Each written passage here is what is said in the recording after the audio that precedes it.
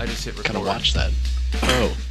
So basically, there's the 18-second intro that, and again, anybody that listens to this in just the audio format, they don't get the intro at all. So they just hear us talking.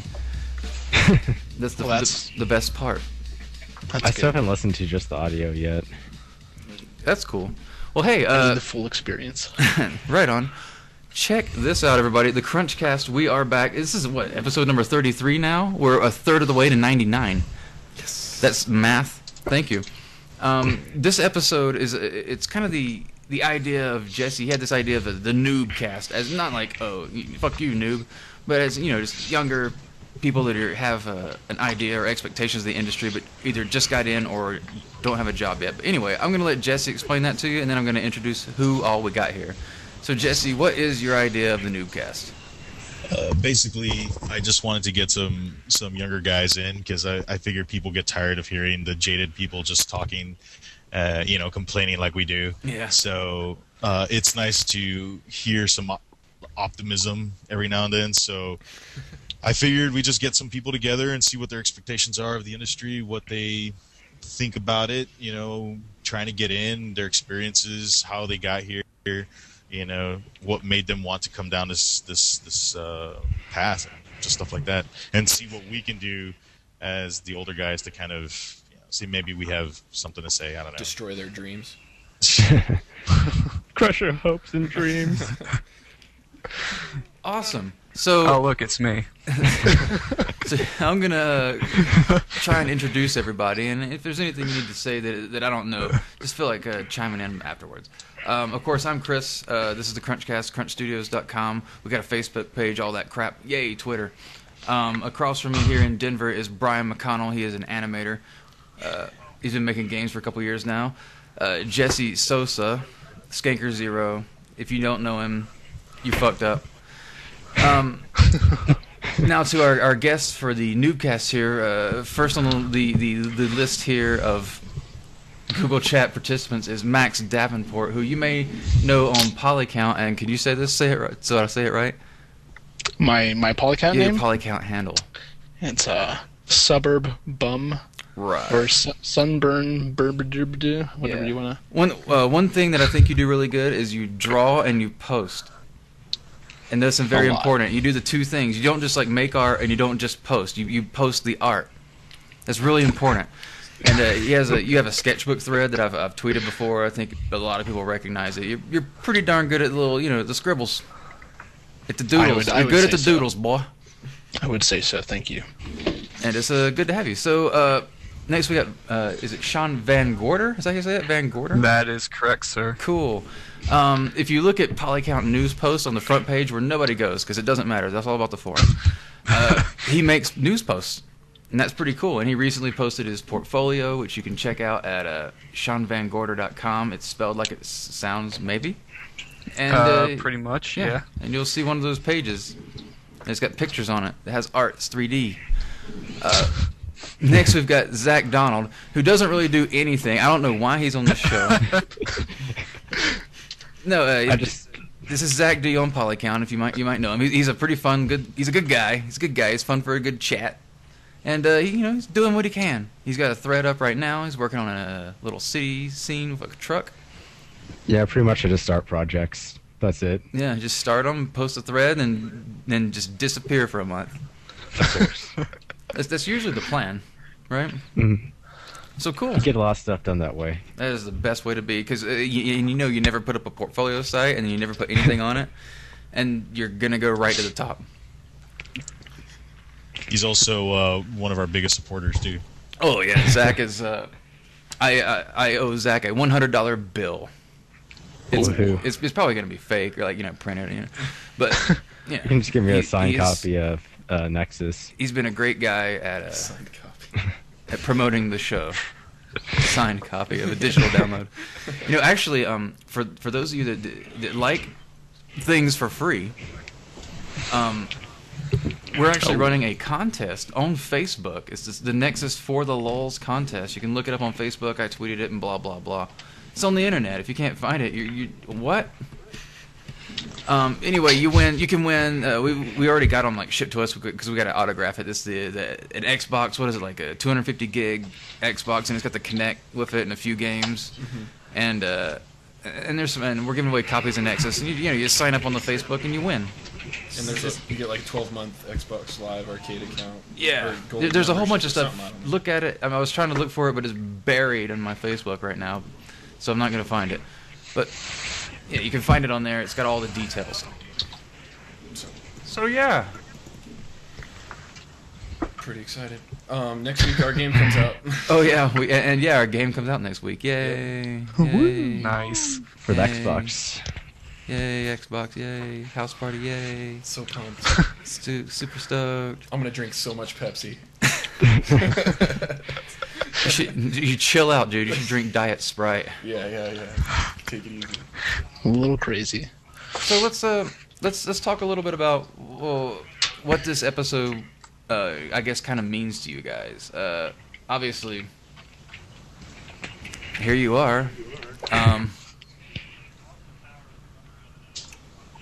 and that's what we call dead air, people. Because normally what you do is you talk to your guests beforehand and you make sure that they have the ability to respond to questions and answer and fill time. What we have here is three guys that have never done this before, so Script.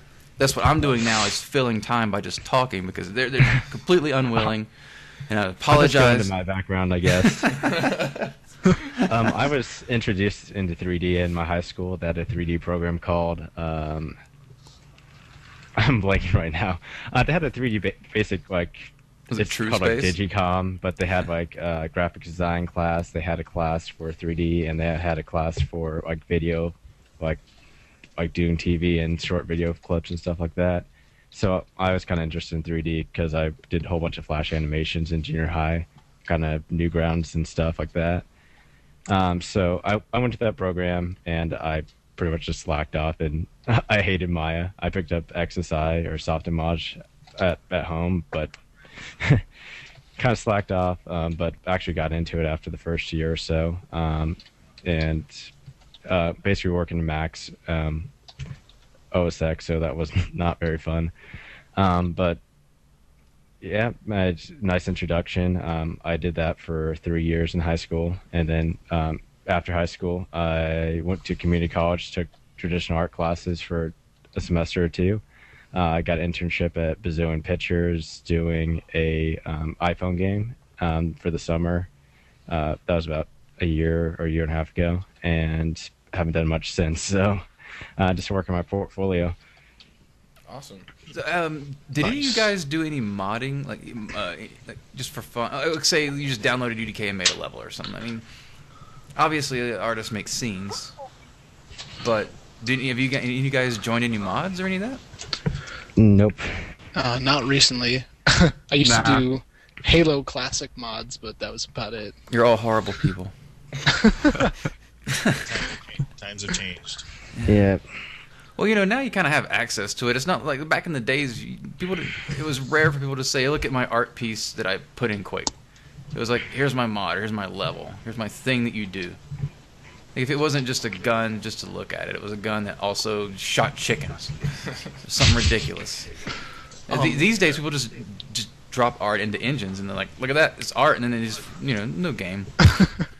Yeah. I think another thing about it is the fact that nowadays art assets take so much more effort to make. Oh, for sure. Just modding games while getting your assets into the game is a lot easier and simpler. It's just more difficult to create the actual assets.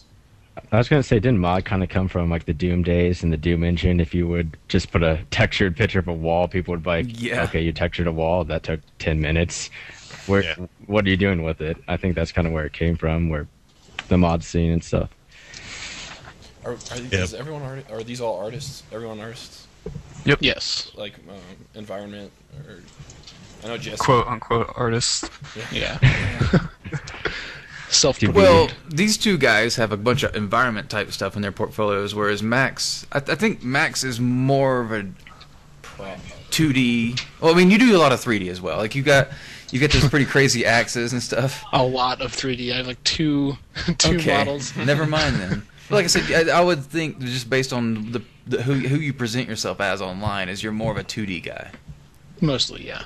But that's just because that's. But I mean, you can paint textures out the ass. That's what I was gonna say. Is textures. Yeah. It's no problem. It's, Yeah. I mean, I dabble in everything, but my heart lies with 2D. Okay. So yeah, that's where these guys are. All right, Sean, tell us your backstory. How'd you My do it? backstory. All right. Well, I think mine is actually a little different from most, seeing how Get some popcorn. I have no art background at all before 3 years ago. So all through high school, I was kind of like a big jock. I played football, like quarterback, center for the basketball team, all that stuff. Oh, you and Brian get along really good, brother. And Nerd. when high school was over, I wasn't really sure what I wanted to do, but I knew that I really liked playing Halo. And then I Son of a heard bitch. of the Art Institute of Pittsburgh, which is like 3 hours from where I lived, and they had They had a a football program team? where you could actually learn how to do that stuff.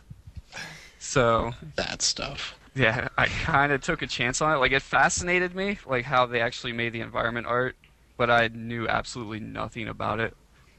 Like, I had a class with Blender once in high school, and that was about it.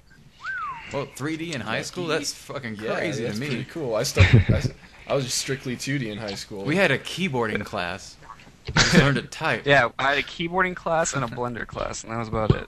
I remember learning Flash in high school, and I went to a really, really small school, and we ended up filling up the school's hard drive, like the server hard drive or whatever, just with Flash files. We'd do that once a week It at was work. probably like 1 gig or something. It was ridiculous. But Yeah, so I came to the Art Institute of Pittsburgh, and my drawing was awful at first, so I actually had to start in a graphic design Yes, it program. was. Yeah, and about 2 or 3 quarters later, I History. finally got accepted into game art, and that was about it. Started had- learning, teaching myself 3ds Max. you had to start at graphic design.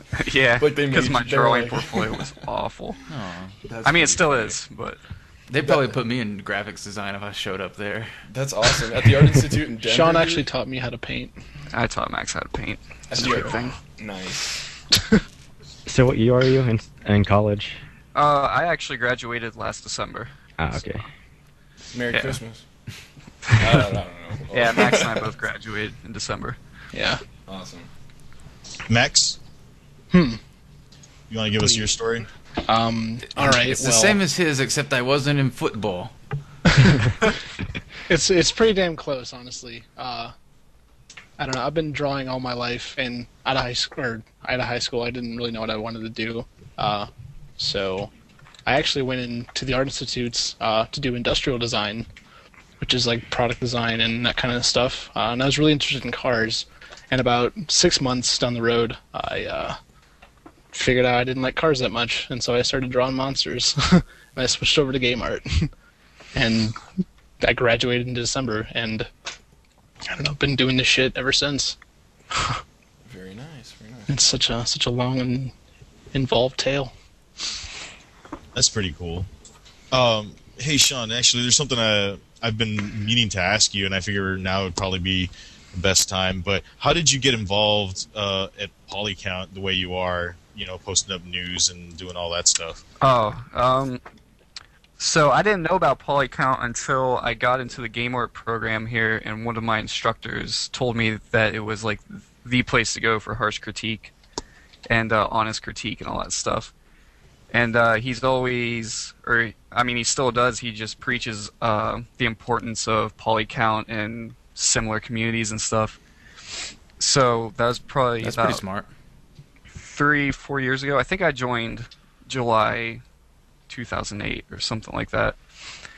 And I guess I just slowly started building up friendships and posting and commenting and all that stuff. And about a year later, I joined the IRC channel, which you know. And just by making friends in there, I slowly became more and more connected. And just offered my help. Like, I think I actually sent Adam a message saying that I really appreciate the community and all it's done. Like, I'd like to help in any way possible, and that's kind of how I got started.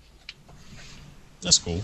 Yeah. And that's a good example of someone who is new to this, but goes the extra mile to kind of get into the world that game developers do live in. Well, I guess my advice would be to younger guys, and I tell younger students this at the Art Institute, is don't be intimidated. Like, you'd be amazed how many people don't post or participate on Polycount just out of sheer intimidation, and they're not even really sure what they're intimidated of. Like, game developers are just normal guys. Like, I don't know if it's the harsh critique or what that is that stops them from posting. There's a difference. It's not that some critiques come harsh. It's that they become real. Yeah. You're not showing art to your dad or your girlfriend or your dog or your cat. You're showing it to actual people who would be in the position to hire you. And and usually, if they're an actual professional, all their critiques that they give you are based on what they would want you to do on the job, for the most part. I mean, this is a rough translation of that. So, some people just aren't ready to hear reality, and when shit gets real, and if that stuff bugs you, if that stuff pisses you off, then the real deal is going to be a lot. You're just not ready. If that stuff's still affecting you, you need to get your mind right. Mm-hmm. It's gonna happen all day. That's all it is. And it's worse than that, because it's your life.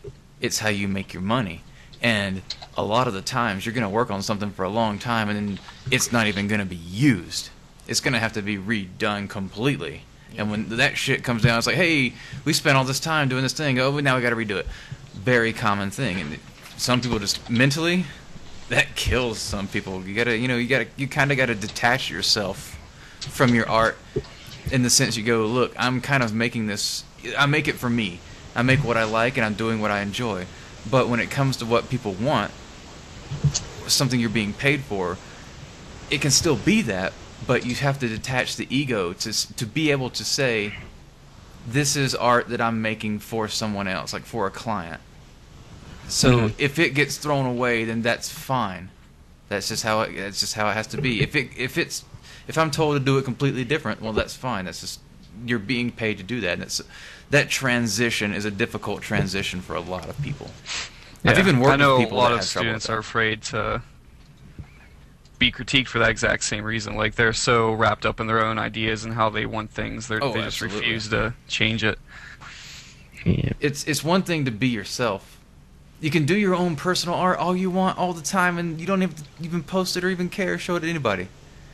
I do that like crazy. I have tons of art that I'll do, and I'm like, this isn't good enough for Polycount. I'll just hold on to it for a while, or let it stew. Either never show anybody, or let it stew and kind of work on it a while before I feel that it's ready to post. Before I'm even ready for that, because we're all having a good time there, but it's just pretty real. People are ready to give you what you need to hear. And like I said, if I'm working on something that's just a bunch of work in progress art where I'm trying to figure out what this thing's supposed to be, I don't even want to post it, because it's just a bunch of bullshit that it's not ready, And I can understand that. Yeah, I know some students who take that a little too far, though. And I know, like, one of the biggest reasons I hear, or the most often I hear, is they don't post because they don't think it's good enough. And I tell them, well, how's it going to get any better if no one's looking at it or giving feedback or critique? I guess so. I just think that's an invalid argument on their part. In that position, you're definitely right. I guess when I said it earlier, it's that I do know what's good enough. Yeah, that's the I guess there's a difference between professional and so I'm kind of like, I don't want to waste people's time with a bunch of bullshit that I know that I got to crunch, and I don't have time to listen to what they have to say and implement all that stuff. So I always, like, I've got a project lined up that I'm all like, oh, I'm excited to post, and I'm gonna make a nice new thread and lay it out for everybody to help me out. But it's not ready yet, and once it's ready, I'll make that post. But until then, like I said, I'm not gonna waste everybody's time by making this thread and then I gotta fucking crunch all this and go to GDC and then all this crap, and who knows what's gonna happen in March. Yeah. And all of a sudden it's July. And I necro the thread. Hey guys, thanks for replying. I'm back on this project now. I just don't want to be that guy. I just, it's gonna happen. I know it. So Anyway. It's cool though that you have that kind of mental resource. That, I mean, you might not just like take it for granted, but a lot of the new guys don't even have like a clue as far as like, oh, what do I do with this? And it's just, I don't know. It's kind of nice to have a bearing. Right. To me, I feel for a lot of the new people, you want to post when you're done with the high poly, and people can say, "Oh, this is what's wrong with it. You need to do this so it makes right," or yada yada yada. If you're not 100% sure, post when you're professional. Everything. When you're professional, you're like, I have these 10 props that I'm going to do, and I'm going to put them in the scene before I'm even going to post anything, because I know how to do everything, or I know what's wrong, I know what's right, or... You know the basic steps, and you have a command of understanding, like, the basic process of, it's like a Skanker here with his recent... that recent set that you did for the Mutant League Challenge, and the way you all laid it out. Like, here's the plan, here's the sheets, here's the characters, and here's how I'm breaking them down, and all this stuff. That wasn't really a post that people were going, oh, we need to help this guy out, and here's some information on how to get this thing, how to get your job done. It was more of the opposite. It was to the point. My friend. Yeah, it's like there's a lot of professionals that when they post, their posts aren't necessarily like they're looking for feedback and they're getting the feedback, but the way they lay out their posts are so professional that people are bookmarking and linking these threads to people for information for them to learn, not for this guy to help him make his art better. Mm-hmm. Like, those are really good posts. That's one of the things that I really just stress to students is that don't be afraid, post. People aren't going to slam you unnecessarily. If you're asking for it, then sure, I guess. If you're going to be an asshole about it and post, and throw, Pure's feedback back in his face or whatever, then sure. I know people are gonna slam you after that, but for the most part, if you just or if you're going to critique it, and listen to constructive criticism and accept it, then you'll be fine. There's absolutely nothing to be ashamed about. Everyone was at that point at one point in their life. Mm-hmm. There was a point where I was tracing, back in junior high and high school. I was tracing comic books, trying to figure out I did the same thing back when I was a kid.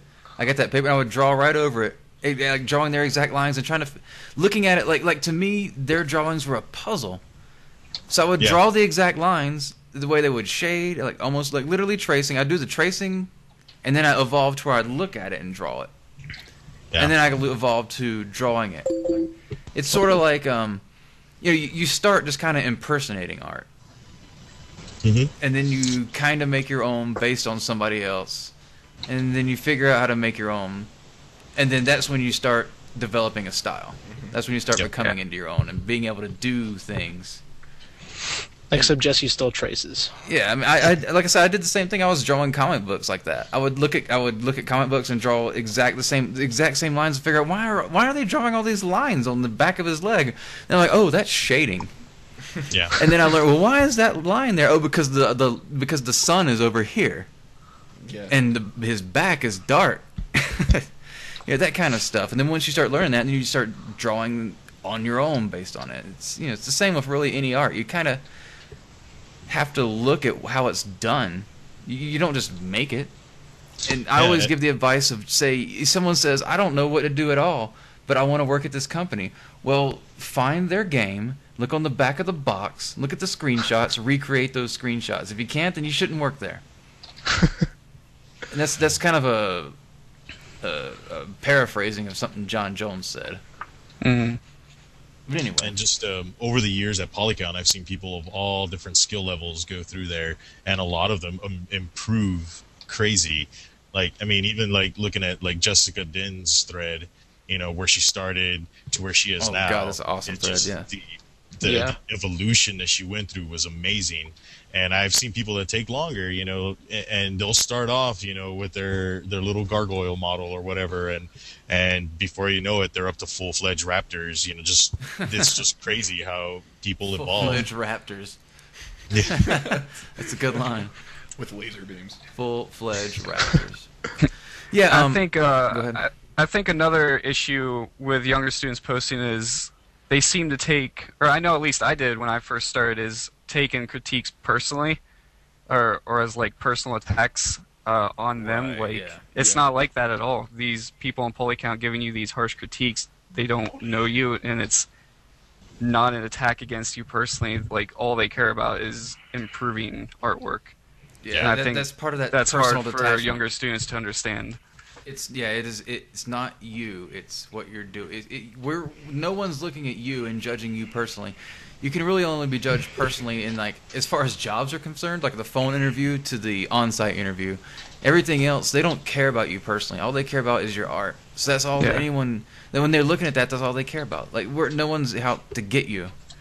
unless you start conducting yourself unprofessionally. Yeah, but like we once mentioned. someone That starts does happen. Yeah, like It's if very, Mark, very if common. Vig or Mark Diger like writes up a 5-paragraph post in response to your work and you just kind of blow him off, like then you're asking for personal attacks. Oh, yeah. In my opinion, at least.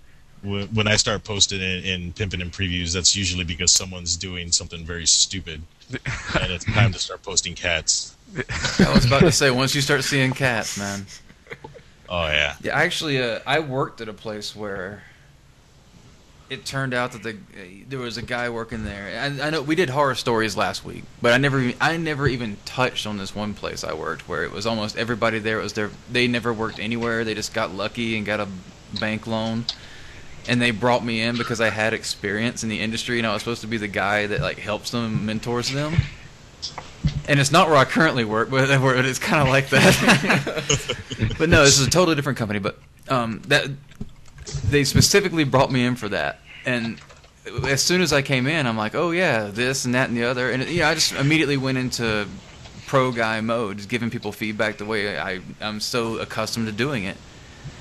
And one day, the president of the company, he kind of put it on himself to say, I'm the character artist because characters are the best things in games, and I'm the president, so I make the characters. Eventually, I talked him out of that and hired a professional character artist. But there was one day I'm like, okay, if you want to do characters, let's talk about these characters. And I brought in a bunch of books on character design and showed him all these different things about how you can improve, like, using environment to describe the. He was just making random monsters. I'm saying, okay, well, let's see what are these monsters from? What are they? What's their culture? What are they about? To dictate the way they look, kind of help him out. And as soon as I brought all this stuff to him, he didn't say a word until I was done with the presentation. Then he ran out of the room crying. Really?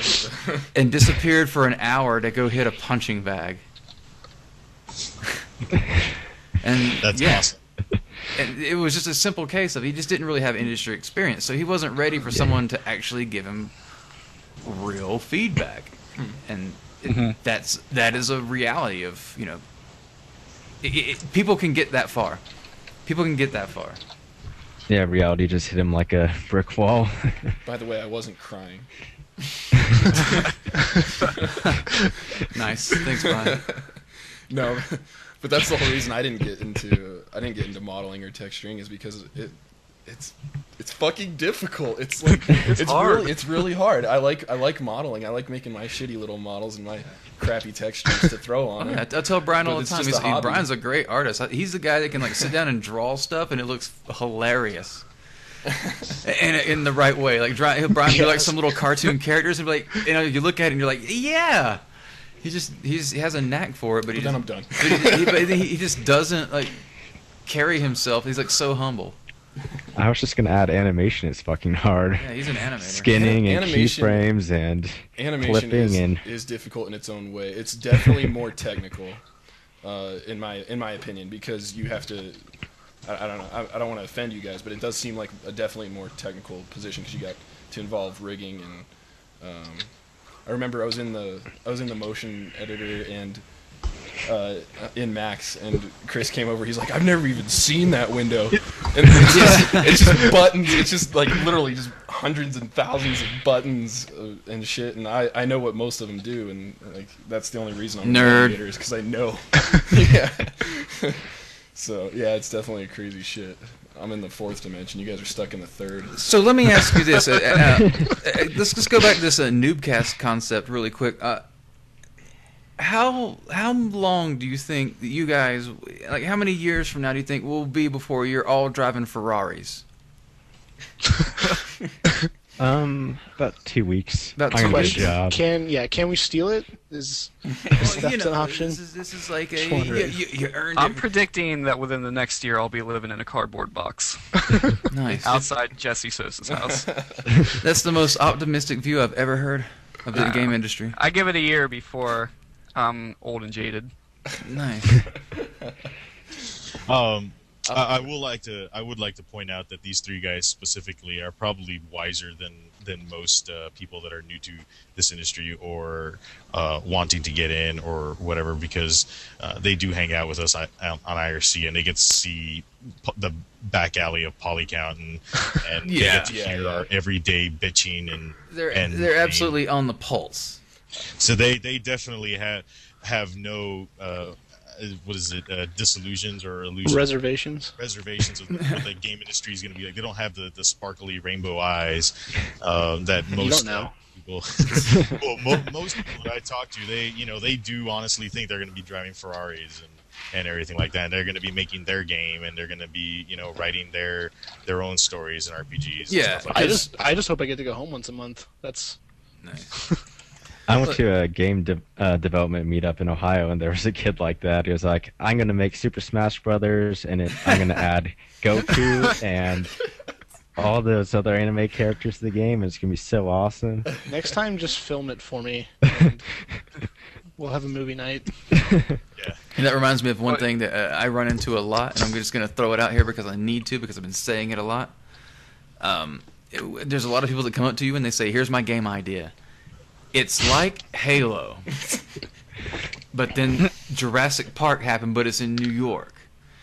Let me just throw this out there, and it's the same way. If you're ever describing something, you see a game come out, and you're like, "Oh, that just looks like Portal." Like, here's the thing: if you can't articulate yourself beyond the point of just naming whatever movie or video game you most recently played, then you have no point. You're making no point. You're saying nothing. When someone says, "Well, it kind of looks like Halo," then you're discredited completely because you're unable to articulate yourself, and you're an embarrassment. No, that's a little harsh, but no, that's really what's happening. People, you need to, explain it beyond that. A game idea. If you're one of those guys, it's like just starry-eyed. I got this idea. It's this game, but no, you need to be throwing down gameplay elements, specifically breaking all this stuff down and really understand what you're looking at. Because at the point when someone just immediately describes and say, "Oh, it just kind of looks like WoW," well, then you just might as well say to the person, "Hey, fuck you," because you're saying nothing. You're saying nothing, and you're wasting everyone's time. That's one of the biggest problems that I saw personally at the Art Institute. The majority of people who start the game art and design program there are just fans of games, and they don't actually care how games are made. There's a huge difference between liking to play games and liking to make games, I think. Yeah. And because seriously, I'm pretty sure, maybe except for maybe one or two people, the entire class that I started with either dropped out or quit or something. Or failed. And, yeah. And these guys, they would come in, and I've never heard somebody know that much about all these old video games. They could name all the characters, all the facts, all the stats, all that stuff. I'm just laughing because I know who you're talking about. Yeah, but they, for the life of them, they couldn't draw a cube in 3ds Max. So, they learned quickly that there's a difference between liking games and making games. If that makes any sense. Yeah, I think a better sign that you would be good or you want to make video games is if you actually like playing with the editors, if you like to mod the maps on Skate and drop in props, and you like to open up the terrain editors, make maps for StarCraft, you like to just actually do things that affect the gameplay. Seems like it sounds kind of silly, but it seems like we're maybe just a few years off from people viably making a living just playing games. like this day and age, there's people that if you're like a high level competitive gamer, There's already people out there. That or are like StarCraft 2. yeah, like that. StarCraft, Okay, you've got like that. Counter-Strike. You've got like there's a lot of people making like machinima type stuff where they're like, we like making games and videos, or we like making games and talking about them, and they became reviewers. Like it's getting to that point now where you can also just kind of play games and make money. I see what you're talking about. So like there is a casual YouTube. viability to if you know if you want to do that, then go for that. If you don't want to make games, then don't make them. It's because making games is totally different. For me, it's kind of weird when like my thing is like I like making like when I'm at work I like making games. Like my favorite things to make is like a bridge or a building or some kind of interior where I feel like I'm controlling the player because this is something you walk on or something. You know what I mean? Like I'm controlling where you go. And so when I come home and I'm just, doing what I want to do for fun, I make Unreal levels or UDK. I call it Unreal because I'm old as shit. I'm the real deal, son. Well, that's also kind of the disconnect. Yeah. It's like some of the new guys come in, they have no clue what the difference is between any of this stuff. So they go in with a certain expectation, and then I guess that's kind of what the programs are for. It's just weeding out those people who don't know what they want from the industry. Oh, absolutely. And I have like one more sentence and my story was done. Well, what I was going to say was, the thing about me, I love playing games, but I love making games where I'll just like make a room, drop into it, and I'm like running around in that, and I'm playing a game, and I'm like, yay! That's what I love about My making goal games. as a game artist personally is to make areas that people remember. Like, because one of the biggest reasons I'm in games is I remember playing Halo Combat Evolved for the first time, and I think it's like you crash land on the Halo back. for the first time, and you step out and you see that like vast landscape ahead of you, and that's the the first memorable time I ever saw scene in a anything video like game. that Yes. in games. Yeah, Absolutely. So and like that's stuck with me ever since, and like that's the kind of feeling I want to create for other gamers, I guess. Well, that's great, man. That's a good feeling to have. Just as an example, I'll just say blessed because it's a cool word to use. It makes me sing like I believe. But anyway, It's Ash Wednesday. Ash Wednesday, bro. Back at Mythic on Warhammer, I made one of the in-game dungeons, the final boss room. And to me, like, it wasn't that great of a room. It wasn't anything too, like, over the top awesome to go in my portfolio. But something about the fact that that room was significant to the gamer, that was kind of cool. I thought, like, that's a good feeling. You can easily tell somebody, I made the boss level. Made for the that boss game." level. I big pretty much deal. made the game. Yeah, I don't know if you played Modern Warfare, but yeah, I made that game, all of it. I was the only one. Which one? All of them? I'm a character artist, but I do levels and props on the side, and I had kind of the same feeling with Ghostbusters. At the end, we finished all the characters, and all that was left was environments and polish, and so I asked to be on the firehouse level because I like set dressing. I really love making areas feel like they've been lived in, making little props and stuff. I don't necessarily like building the rooms, but just filling it, making it look like it's been lived in. And so I set up all these in-jokes, and I made that firehouse look like the Ghostbusters had been working nonstop and everything like that. And it's just really cool to be able to go on the fan forums and see people look, and they're like, okay, we know they have the key to the city in 1984 because that's the first movie, and then they have the key to the city, for the second movie. But what's that key to the city? Because like I made an extra key to the city that was like took place like a year Nice. after the second movie. Dude, that's and I the put date up best. there, The best shit and is they when you just throw arbitrary went shit crazy. in a level, and people start breaking it down like that. And you're like, they're like, "Well, why is this here?" I'm like, "Because there was a seam there, and I need to cover it up, so I put this thing." Yeah, and that's what I told him. I got on there and I was like, you know what? Why don't you tell me why that key to the city's there? You know, it's up to you guys. I just kind of put it up there. You know, I expect some fan artist to go and, or you know, some fan fiction guy to write up a story.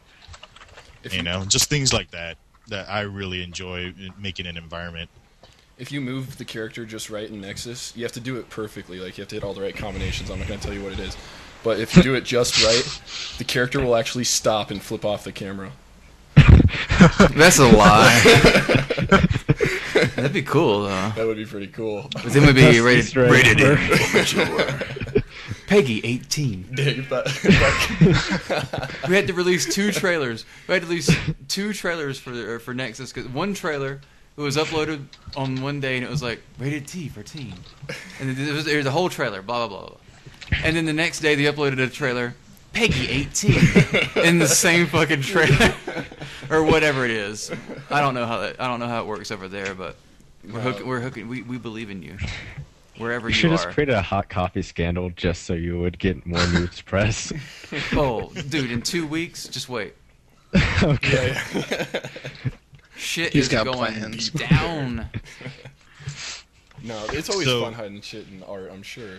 I used to hide my initials and shit all the time, and dicks, of course. Well, the kill the whale that's in Nexus, it's almost iconic now, and the game's not even out. That was just a random fucking thing where I just said one day I want a flying whale in my level, and I modeled a whale, and I put it in Mudbox, and Mudbox and whale, moo. And then I baked it out, and I'm like, look, here's a whale model I made over the weekend for no fucking reason. And all of a sudden, it's some major fucking gameplay element. And that's really how game dev works, dude. Somebody has to make this shit. Yeah. If you're not, when it comes to crazy ideas, okay, crazy idea. I got an idea. Well, fuck you. Fucking make it. Yeah. If you start making shit, there's been more cases of game developers at games, even at big studios where things are tough, where people are like strict and shit. When somebody just goes off the wall and just makes up some shit, and it's like, hey, look at this. If it gets under the right eyes, that is real. It becomes real. They put it in. It becomes official. No one will believe you that you did it. Well, it doesn't matter. It doesn't matter. It doesn't matter. Yeah, It's just that happens all the time. It's for the greater I good. think like there was a Cracked article about game bugs that changed games for the GTA 3. How the I read that. Yeah. how the cars are like the cop cars will like destroy you. It was a bug originally. Mm-hmm. They were supposed They would to pull you. just chase you around murderously or something like They that. were supposed to just pull you over, but there was a bug where they went too far and actually crashed, like would ram your car off the street. And they were like, "That's awesome," and it went in, and it became part of the game. Yeah. And I think another point they made was Lara Croft's boobs. The original Lara Croft PS1. This is a very low poly model, like very small model. And one time her the verts for the ends of her boobs like popped out too small, because back then you lose like I don't know, maybe it was vertex animation, I don't know, but it was very low resolution at which verts and polys could move on the screen. Like imagine the entire world being a set of points. And there not being very many of them. That's what back in older school games. That's how it was. Yeah. It all Nowadays, makes sense now. yeah. Nowadays, For me. you can move much seamlessly across a scene. But back in the old days, like models would jiggle across a room, moving through these points. It was funny. If you really look at it, you can find this, especially in the game Kingpin, where the characters are Jello. Anyway, I heard about that. so what happened was her boobs got pushed forward one of those grid points, and she had these giant knockers, and they were like, keep it. And that's why Lara Croft has big boobs. There's this whole article. You can read all about it. It's on Crack. Check it out. The Way off gunships top. in Half-Life 2 would shoot the rockets when the designers were trying to shoot them out of the sky, and they kind of thought that was kind of cool, so they kept it as a gameplay element, because they would just try and protect themselves, and that wasn't part of the gameplay. So that's how those there's gunships. so many things that happen in development. Not necessarily bugs, but happy accidents Yeah. Yeah. that make gameplay, because you're suddenly playing the game and wait a minute, this thing right here is fun. Yep. And why are we even talking about this? Notch I don't know. was, I don't know. I was gonna say Notch was talking about Minecraft, how he made the basically when you hit an animal, it didn't used to run away, but then he added that to the gameplay, and he didn't realize that the wolves attack sheep in the wild. Before they just stood there, but when he actually added them taking damage and running, the sheep would actually start running away from the wolves. And it was just a happy accident. Stuff like that happens all the time. And this isn't necessarily bug related, but did you guys see that video the other day that Bethesda put out with the Skyrim game jam, where they just gave the developers a week to do whatever they wanted and added in Skyrim? As a guy that has over 400 hours on Steam in Skyrim alone, that was an awesome video. I thought that was cool. And I got a lot of buddies there too that probably did a bunch of that stupid shit. That was a cool video. It was fun. I enjoyed that. A lot of that stuff was like, well, I don't know if that'll ever get in, or that. Like, there's a lot of that stuff that was really cool, but it's just so off topic of Bethesda, like so unofficial that it probably won't be in a DLC. But there's a lot of stuff in there that was like, man, that is cool. I hope they do that. Yeah, I just think the whole global or the game jam idea was cool. Like, I wish more good idea. Yeah, it's great. Studios would be a little more creative like that, or like give their developers a chance to be more creative. And that's what I was going to say is so great about working at an independent studio with a small team. Yeah.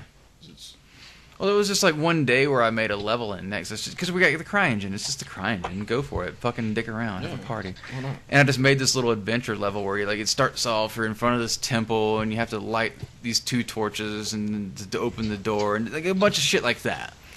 And then we're not going to ever release that. You're never going to see that, but it's just fun to do. Totally not the gameplay at all. But yeah. Hey, I'm actually kind of curious, since you guys are relatively young, at least compared to me and Chris. So I'm 33. I'm almost 33. Am I the oldest man in this podcast? I believe so. That means, okay, you have to listen to me. All right, Max, take out the trash. Sean, clean the desks off, and Zach, you got a mop. I was actually curious as to what your first consoles were and all that. First consoles. Well, my dad actually went out and bought a Super Nintendo while my mom was in the hospital pregnant with me. So I'm assuming that was my first console. And I think my first game was Super Mario World or something like that. Excellent. But yeah, that was my first console. Man, were you really born like in 92 or 91? That's what I was wondering. 90. 90. Okay. Yeah.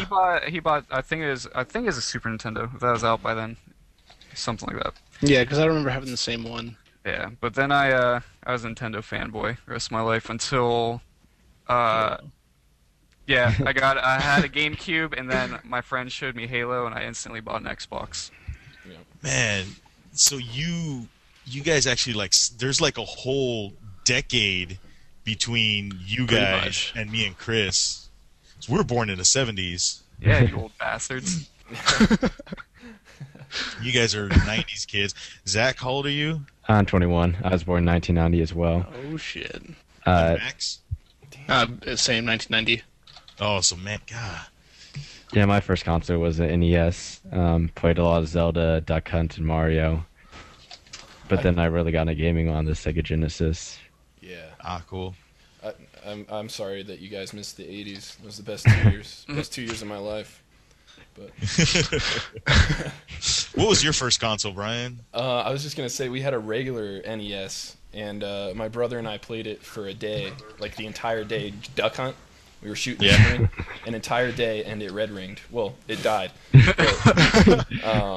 But yeah, so after that, it was kind of like, oh, screw Nintendo. So we went to Sega Genesis, and then. So many Xboxes fuck up. No, dude. That culturally, you referred to a Nintendo, an NES, dude, as red ringing. Red ringed now officially means is when a console. I wish I could play the game that I spent the last 2 years working on, but I can't because my Xbox red ringed. I could get one. But yeah. But I do remember my uncle, who's only 3 years older than me, and my brother. So we were like the team of our family, because I have a really small family. We would actually go to Blockbuster. You guys remember Blockbusters? We would There's go one there, down the street, man. Come on. We would go there and we would rent an N64 because we were saving up to buy an N64, but on the weekends we would rent an N64 and play Mario Kart until we eventually got enough money to buy our own N64. So I don't know. That's when you go into Walmart or GameStop and just play the demos that they have for like hours on end. Yeah, exactly. I only did that They with had Guitar Halo Hero. at it's not Costco, but the other one. But they had Sam's Club? Yeah, Sam's Club. They had Halo there. So whenever my mom went to Costco, I'd always beg her to take me, and I would just sit there playing Halo for an hour. Good old days. Bro. Yeah. What was your guys' like first game system? It was like Man, Paper I and was pencil? already in the game industry Paper when the and Xbox pencil. One came out. Nice, Brian. No, dude, Brian, So come was on now. Chris. Don't make these kind of jokes like that. Here, look, we didn't have paper. We didn't have pencil. Here's what we had. What we do is, once the fire was done burning, we would dip our fingers in the ashes and we would scrape down the sides of the cave that we lived in, and we would draw buffalo, or as we called it back then, Tatonka. And we would draw. You know what video game I would play? I would play, Deer Hunter, like the real thing, going out and fighting With his hands. No, with a real shotgun. as a kid, the first console we actually got was the Atari 2600. Mm-hmm. So that that was literally just like Pac-Man and the end. No, there was a bunch of games on there like Plaque Attack by Activision, where you played a tube of toothpaste and you were shooting like burgers and fries and candy. They were attacking teeth. And Space Invaders and stuff like that. games were so relevant back then. It's nowadays I just want to kill aliens and I can't do that in real life. Yeah, that's not real. That's Bummer. bullshit. So fuck my teeth. You don't know. I don't give a shit about my teeth. I just want to kill Magic aliens. never happened. Dragons never happened. UFOs didn't happen yet. Godzilla, not real. Give me a game about fucking tartar control. Come on, Activision, step it up, dude. Bring Plaque Attack back. Next gen, Xbox 720, PlayStation 4, whatever the hell they're gonna call those things. Use those Buy Train DX11. Simulator on Steam. Yeah, that's pretty much the same game. Thank you. I wasn't rich like Chris, so I had to wait until the Nintendo Entertainment System came out. This is when for a they whopping advertised the $89. 2600 for being like $20, or the 2600 was $89. literally $20. $89, dude. Wow, that's like Yeah, I think it was $89 when it first launched, if I'm not mistaken, with the Mario Duck Hunt pack. But that was my first one. I bought it before they turned the gun orange, so I think that was 85, if I'm not Oh mistaken. yeah, I had the old gray one, yeah, too. Well, I guess I didn't buy it. My parents bought it for I me. think I got it in like 5th grade or whatever. I don't know. Yeah, I didn't have think the power that was pad, 5th though. or 4th grade. I think 5th grade. It may have been 4th for me. I remember my grandfather could play the shit out of Duck Hunt. Forget all that other stuff. Just shooting with he had that down. He was just like, pap, pap, pap, just dropping those ducks. Anyway. But yeah, those were our first consoles. So what game did it for you guys? What was there a turning point? I know like Sean told us about his turning point, but was there a turning point for you guys? You guys played a game that was like, this is what awesome. was your Doom? I played Duke Nukem. I'm not sure which one it was, but Duke Nukem 3D on the computer. That game was pretty awesome. But what really got into me wanting to make games was like the StarCraft editor, Tony Hawk's skate park editor. I always liked creating maps and trying to exploit games and stuff like that. Nice. Yeah. Yeah, I remember going down to visit my grandparents, and my grandpa had Red Alert, Command and Conquer Red Alert 2 installed, and that was like the highlight of my vacation, just staying in his room and just playing that game for hours. And then I remember CNC opening up is the a editor hugely popular game. and just it's brought so just many people dicking in. around with that. Actually, the big thing for me is I grew up playing all sorts of obscure MMOs, and one day I just figured, because I played them mostly just to get new armor and like get new weapons and just look at them. Like I wouldn't. That's the even only play. reason you Oh, play I'll MMOs. just do this. And then I just figured I'd just make them myself. because it's more interesting. That's pretty awesome. So, Yeah, and I kind of said what mine was.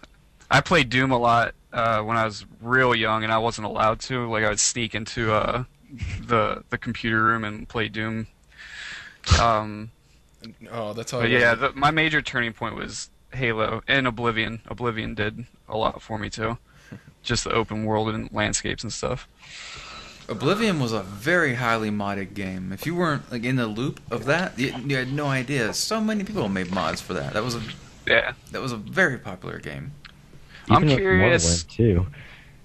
Yeah, Yeah. I'm curious, like where the mod count stands so far between Skyrim and Oblivion. Like Skyrim has a ton so far. It's gonna And it get. hasn't It's even been gonna out get. that long. The creation kit just came out. It's gonna get crazy. Yeah, I remember for me, I was modding Doom, but that was really before the internet. You could like dial up on a BBS and maybe find some WAD some dude did, and a WAD was what they called a mod back then because they were WAD files on Doom. But it didn't really explode until the actual internet jumped in with Quake, and there was so many mods for Quake. It's just ridiculous how many mods there were for Quake. There's so much stupid shit. There was this thing they called what we used to call shovelware.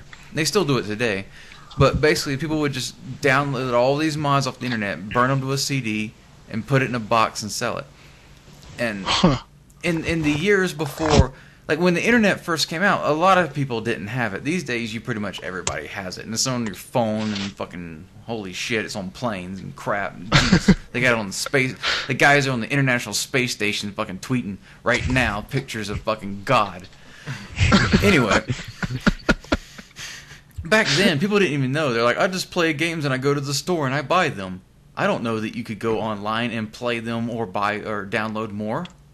And so they would just shovel these things so all this shovelware was out, and you would buy these CDs, and here's all these level editors, and here's all this stupid mods. That's mostly gone these days. But the amount of mods, there were so many of them on Quake, and then what I see that's already happening with Skyrim, it's going to just trump that by I don't even know how much. Yeah. The numbers are going to be crazy, because that was the start of the internet. That was the start of modding. And the internet's only been growing. It's just gonna go. It's gonna get insane. The amount of mods that are gonna come out for that game. I never really modded, but I do remember Sims on the PC. You could like take your characters and unwrap them, so you could take a picture of yourself and like have your face on the sim or whatever. And you could also do that with clothing too. So I would make my wife have this like the smallest skirt and the smallest bra, and the thickest bush.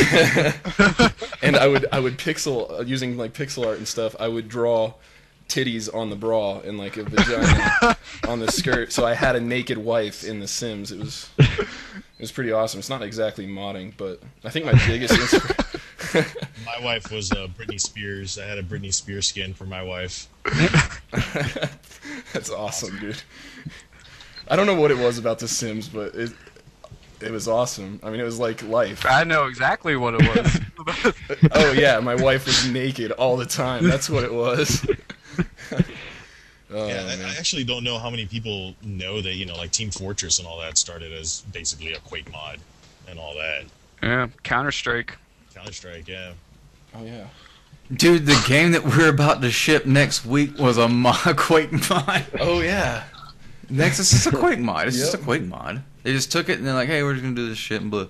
And then we hooked up with them and we gave them like some money and they're like, "You want to do this?" And a few of them were like, "Yeah," and I'll do my own thing. Look, Lee Vermillion is a good guy, and he released his own game, Capsized.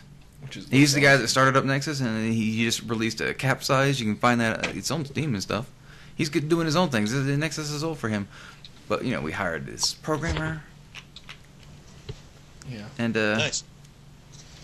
So here's a question to you guys again. Long-term goals. Art director of Blizzard. Let's start with 5 years, which is not super long-term, but we'll get further along as Get a job. 5 years. That's... In the next 5 years. Now, I hope to be rather comfortable by then, like similar to. I mean, I know you guys have been in a lot longer than 5 years, but you guys are fairly stable, like no matter where you go. Yeah. Well, I'll and tell I you- guess that's something I hope to I'll tell you a reach secret to that. as soon as possible. Here's what I do. I save my fucking money.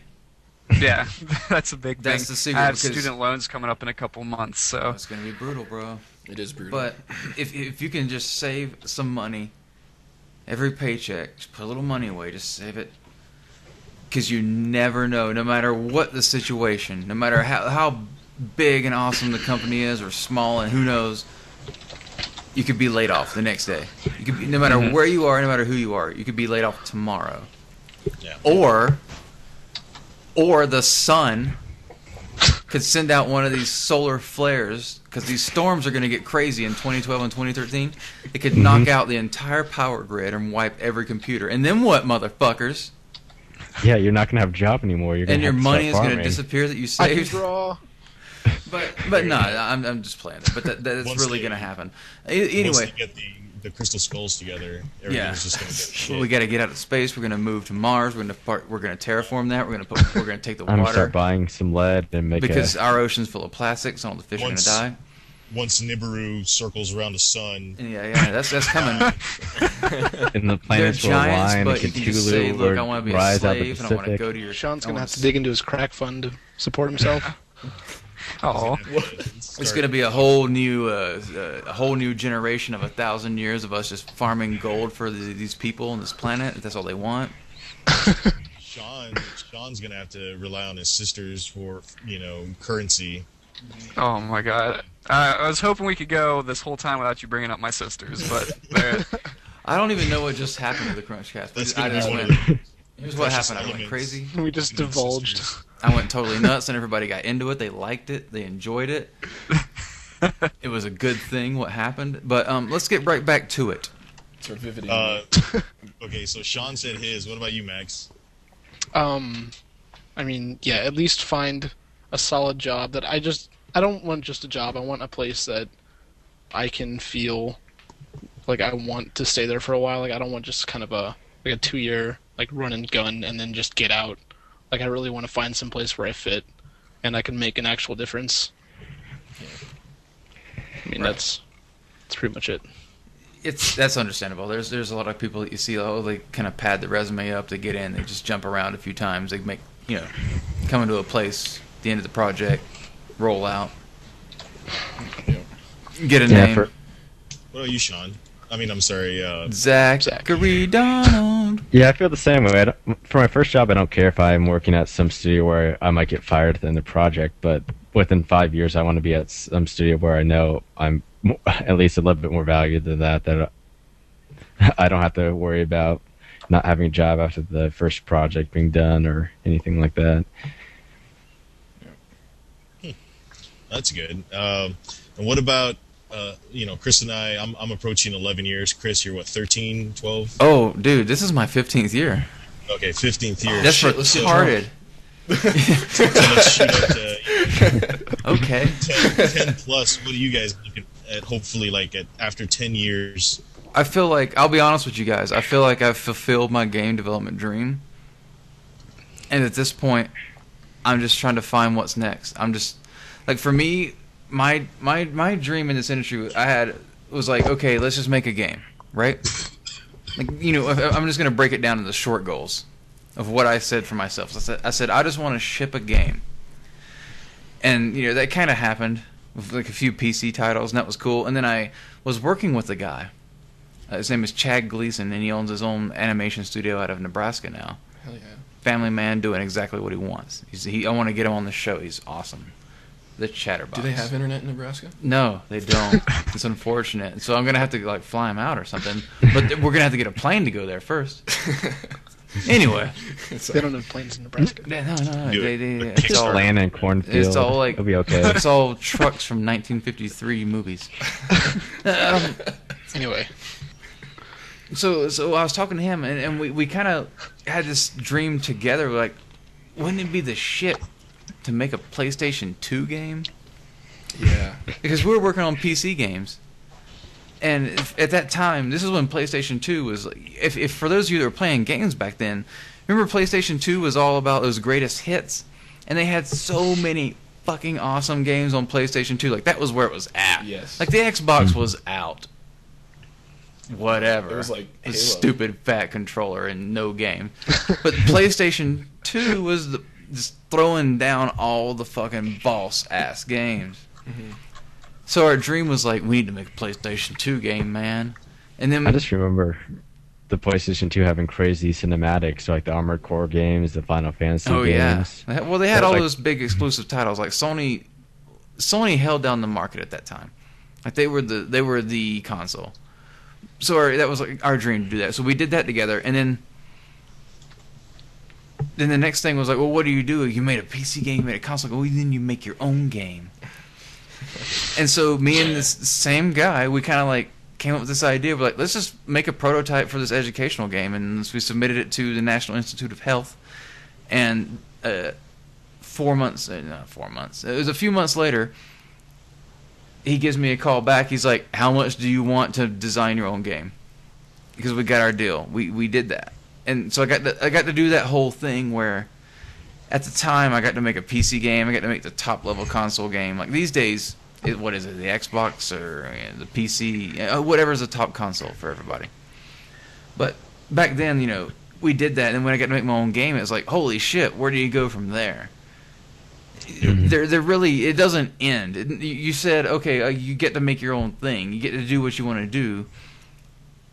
Where do you go from there? It doesn't ever end. The dream never really stops. You just keep going for more. Like, what is the next step? Mm-hmm. It's like you start exercising. You go, I want to get into doing push-ups, but I'm terrible. So you just like kind of hold the push-up position on your knees, and you just do push-ups from your knees, and you start, you get better at that, then you do push-ups from regular. It all just keeps going. It never stops. And then you break your drawing hand. Yeah, you break your drawing hand. Here's what you do. If you want to be a better artist, you take a car door, and you open it, you put your hand right there where the door shuts, and you just slam the door into that, and it'll make you a better artist. Yep. Thanks, Brian. The more times you do it, the more effective it is as well. Yeah, but the point I'm saying is it's a bunch of small goals here. Yeah. They're really, it never ends, and it might for you. Maybe part of it, you maybe can't you really get pissed become at the this Fred game. Phelps of video game art. It's going to be changing. Phelps. It's not static enough for that. Yeah, and you never know. Look, there's a bunch of philosophies on it as well. If you just want to be nomadic, if you just want to be a single guy, the game industry is great because you can get out there and move to all these different places. You can move all around the world these days and do games anywhere. You can travel. You can do that. Mm-hmm. Or you can find a place that's stable. I think was it just this week or was it last week that Kevin Johnstone posted that it was his 8 years at Mythic or at Mythic, Epic. Listen to me, I'm talking about the past here. But no, 8 years at Epic. Yeah. And that guy is living the dream, man. Who makes better posts than that guy? Yep, Johnstone's awesome. So yeah, I mean, it's like I said, for me, it's totally different than him. It's totally What do you guys want out of it? 10 year. Probably be a lead artist, just doing environments and stuff. Yeah. That's it. I don't really know. Have you guys thought that far ahead?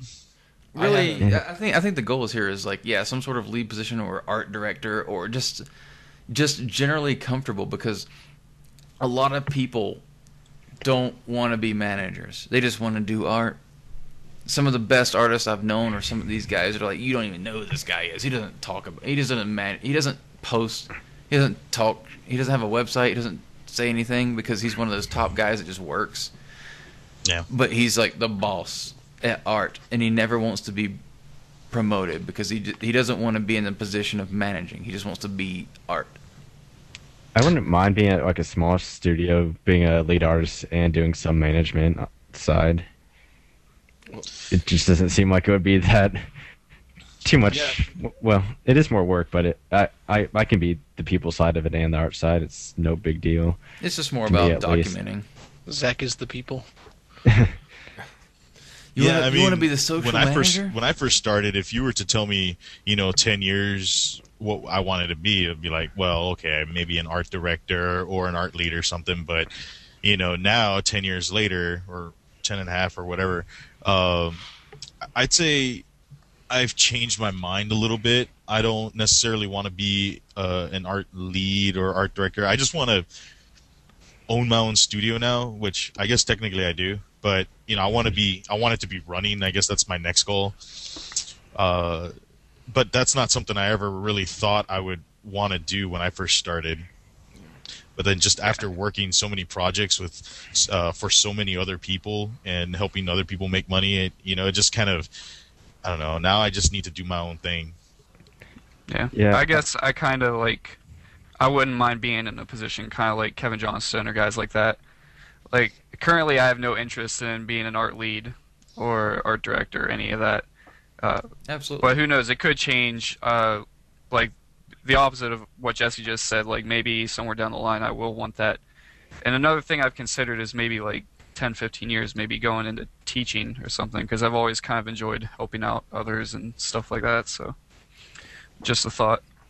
Plus, this field is so spontaneous, and it changes drastically within a short period of time. So, and if you're not ready, the next gen of consoles is coming within the next year or two. The next level of video cards, DirectX 11. Things are changing rapidly. The next gen is coming. If you're not ready to take everything that you do right now and step it up to the next level, then you will die. It's sad how long DirectX 11's been out. It's and been it's a still while. Wow. Kind of just next gen technology, technically. Well, the console hasn't upgraded. Yeah. Basically, the thing works in a whole cycle of PC is hot, right? PC is awesome. Everybody loves PC. Then a new console comes out. And then that's when the PC starts to dip a little bit and the console starts to grow. But then, like, a year, like, about second generation games on consoles, all the consoles start leading. Because consoles are making the boss fucking games or the shit. And then, they're out for a little while. They're out for a few years, and PCs get way fucking better. And then all of a sudden, all the dope-ass games are on PC. Yeah. And then the consoles, like, right now is that moment when consoles are kind of like, and the PC games are like, oh my god, look at that. Yeah. Well, even the Wii U is really disappointing. I thought they would have at least taken slight advantage of being able to have better hardware for cheaper price than the Xbox, but they didn't at all. I don't know what's going on with Nintendo, but they made Legend of Zelda, and I'll be playing that game. How much is a brand new PS3 right now? I don't know. It's like I just there's remember different. 300, I think. Well, there's different ones for like they're different. You get Hard different drives, hard yeah. drives, right?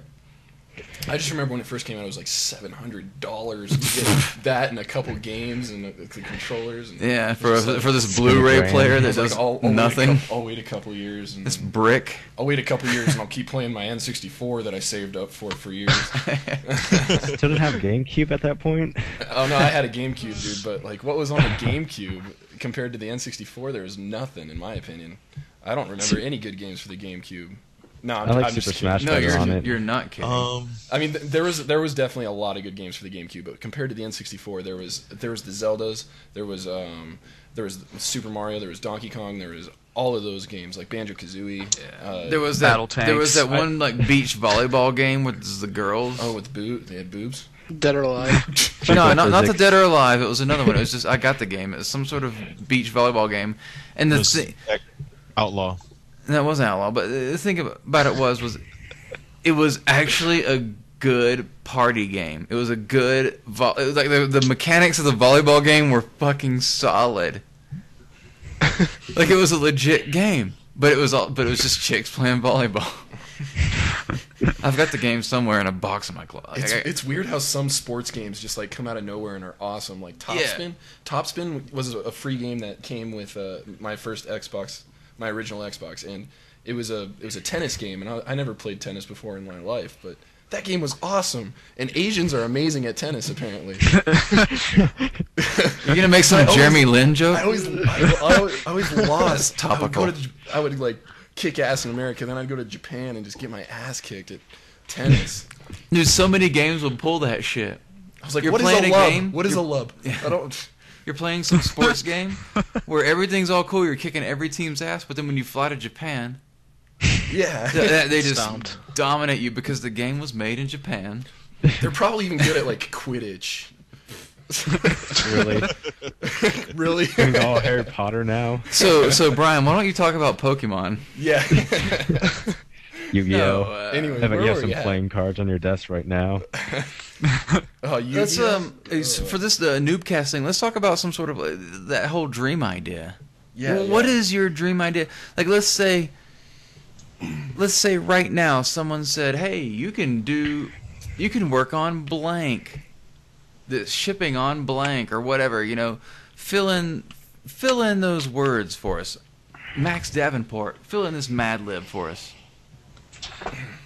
Max Davenport, you can do concept art for any major MMO or just any major title, I guess. I just want to do concept art. Look, here's what's I don't gonna know, here's what's I'm gonna not a ha- complicated guy. here's what's gonna happen. You're gonna be put up front. You're gonna be the man. You're gonna be the guy that, like, after the game ships, everybody's like, "That was the dude that did all that." And you don't have to say anything. You don't have to be a front man. You don't have to talk about it because you're just fucking working hard. Or if you want to be that guy that accepts the fame, then you can be that guy. But here's what happens. You're like the man. You're like the AD. I don't know. This is your dream. Why am I telling you what your dream is? Fucking Jesus Christ. Max, you need to learn how to dream. How do you dream? I went to 3 years art school. It's kind of hard now. Nice. Yeah. Just a concept for anything, really? Like Yeah, no, let's say, here it characters or is. Monsters, anything in particular? Whatever you want to do. It's Weapons. it's what's handed to you. It's what Um, your goals have been completed. It looks What like you're good with like your weapons. goals have been completed. What happened?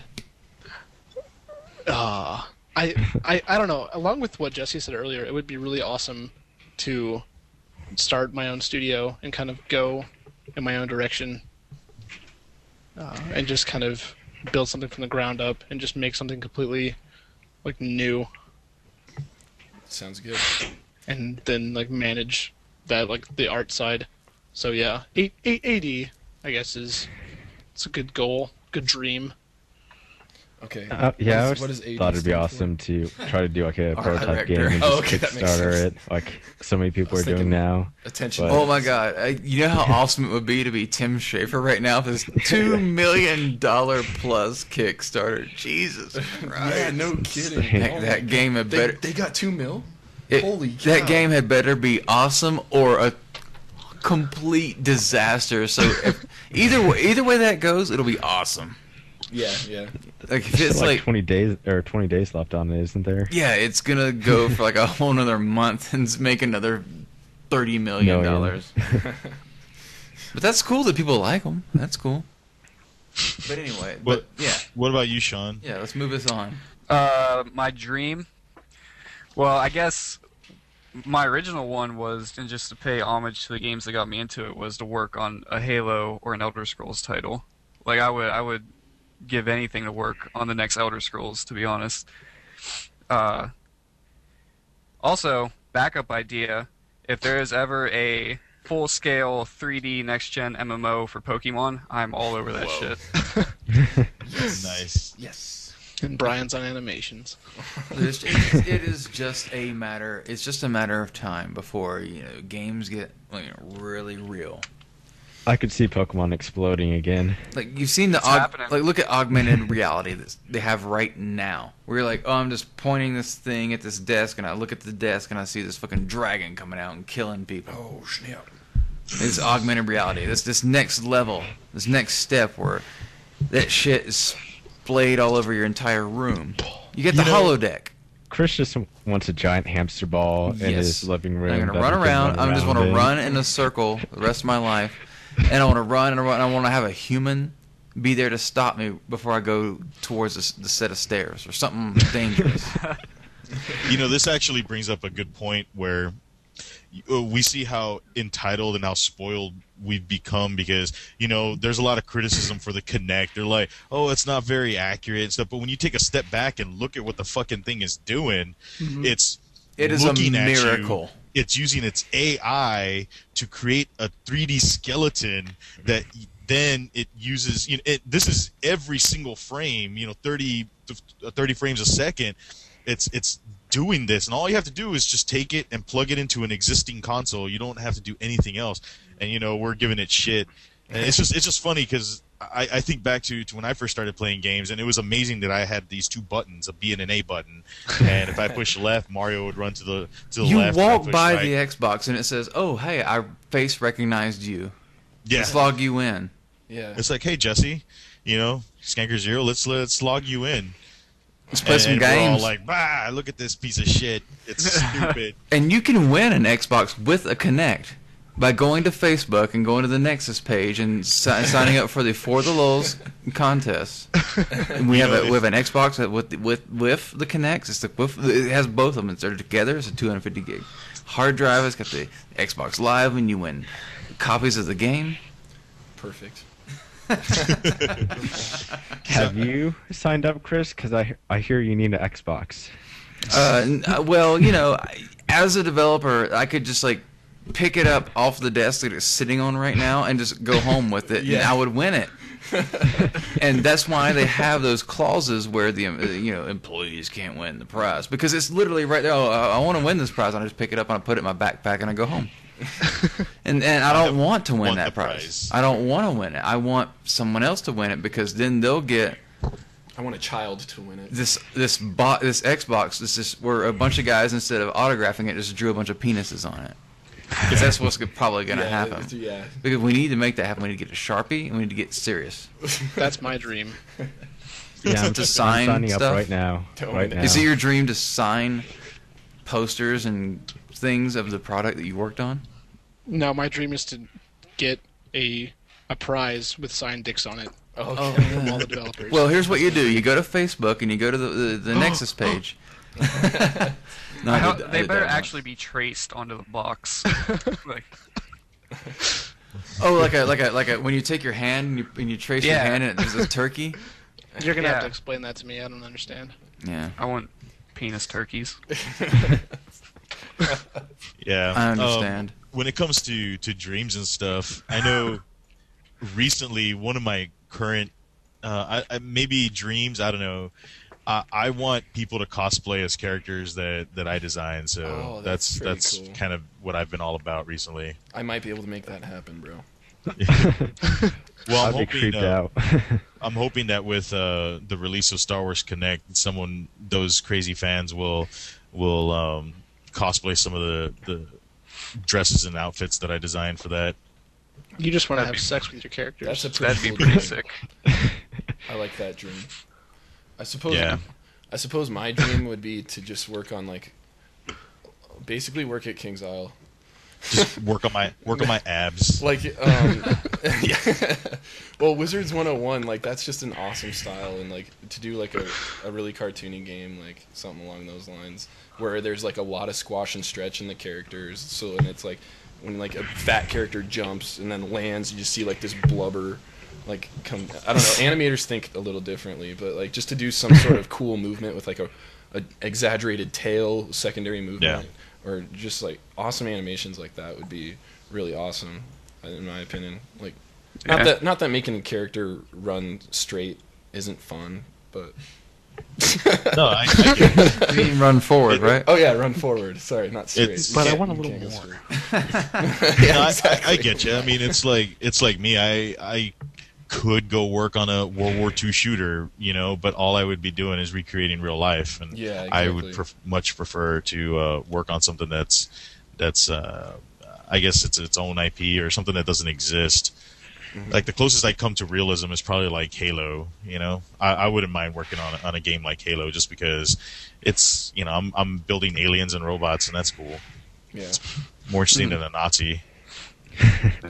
I guess this isn't really a dream, but just something I'm kind of looking forward to is the first time I ship a game and I can point it out to my friends and say, show them the stuff that I did. I just think that would be a cool feeling. It's really unfortunate for you guys, because you're not gonna be able to go to a store and point to your games that you made. Sooner or later, Because it's all going That's digital. It's all going digital. You'll be pointing at a TV and be like, duh. And he's like, that's not real. That's what I'll be doing on It's not real. I downloaded it. It's not real. Fuck you. You're a pussy.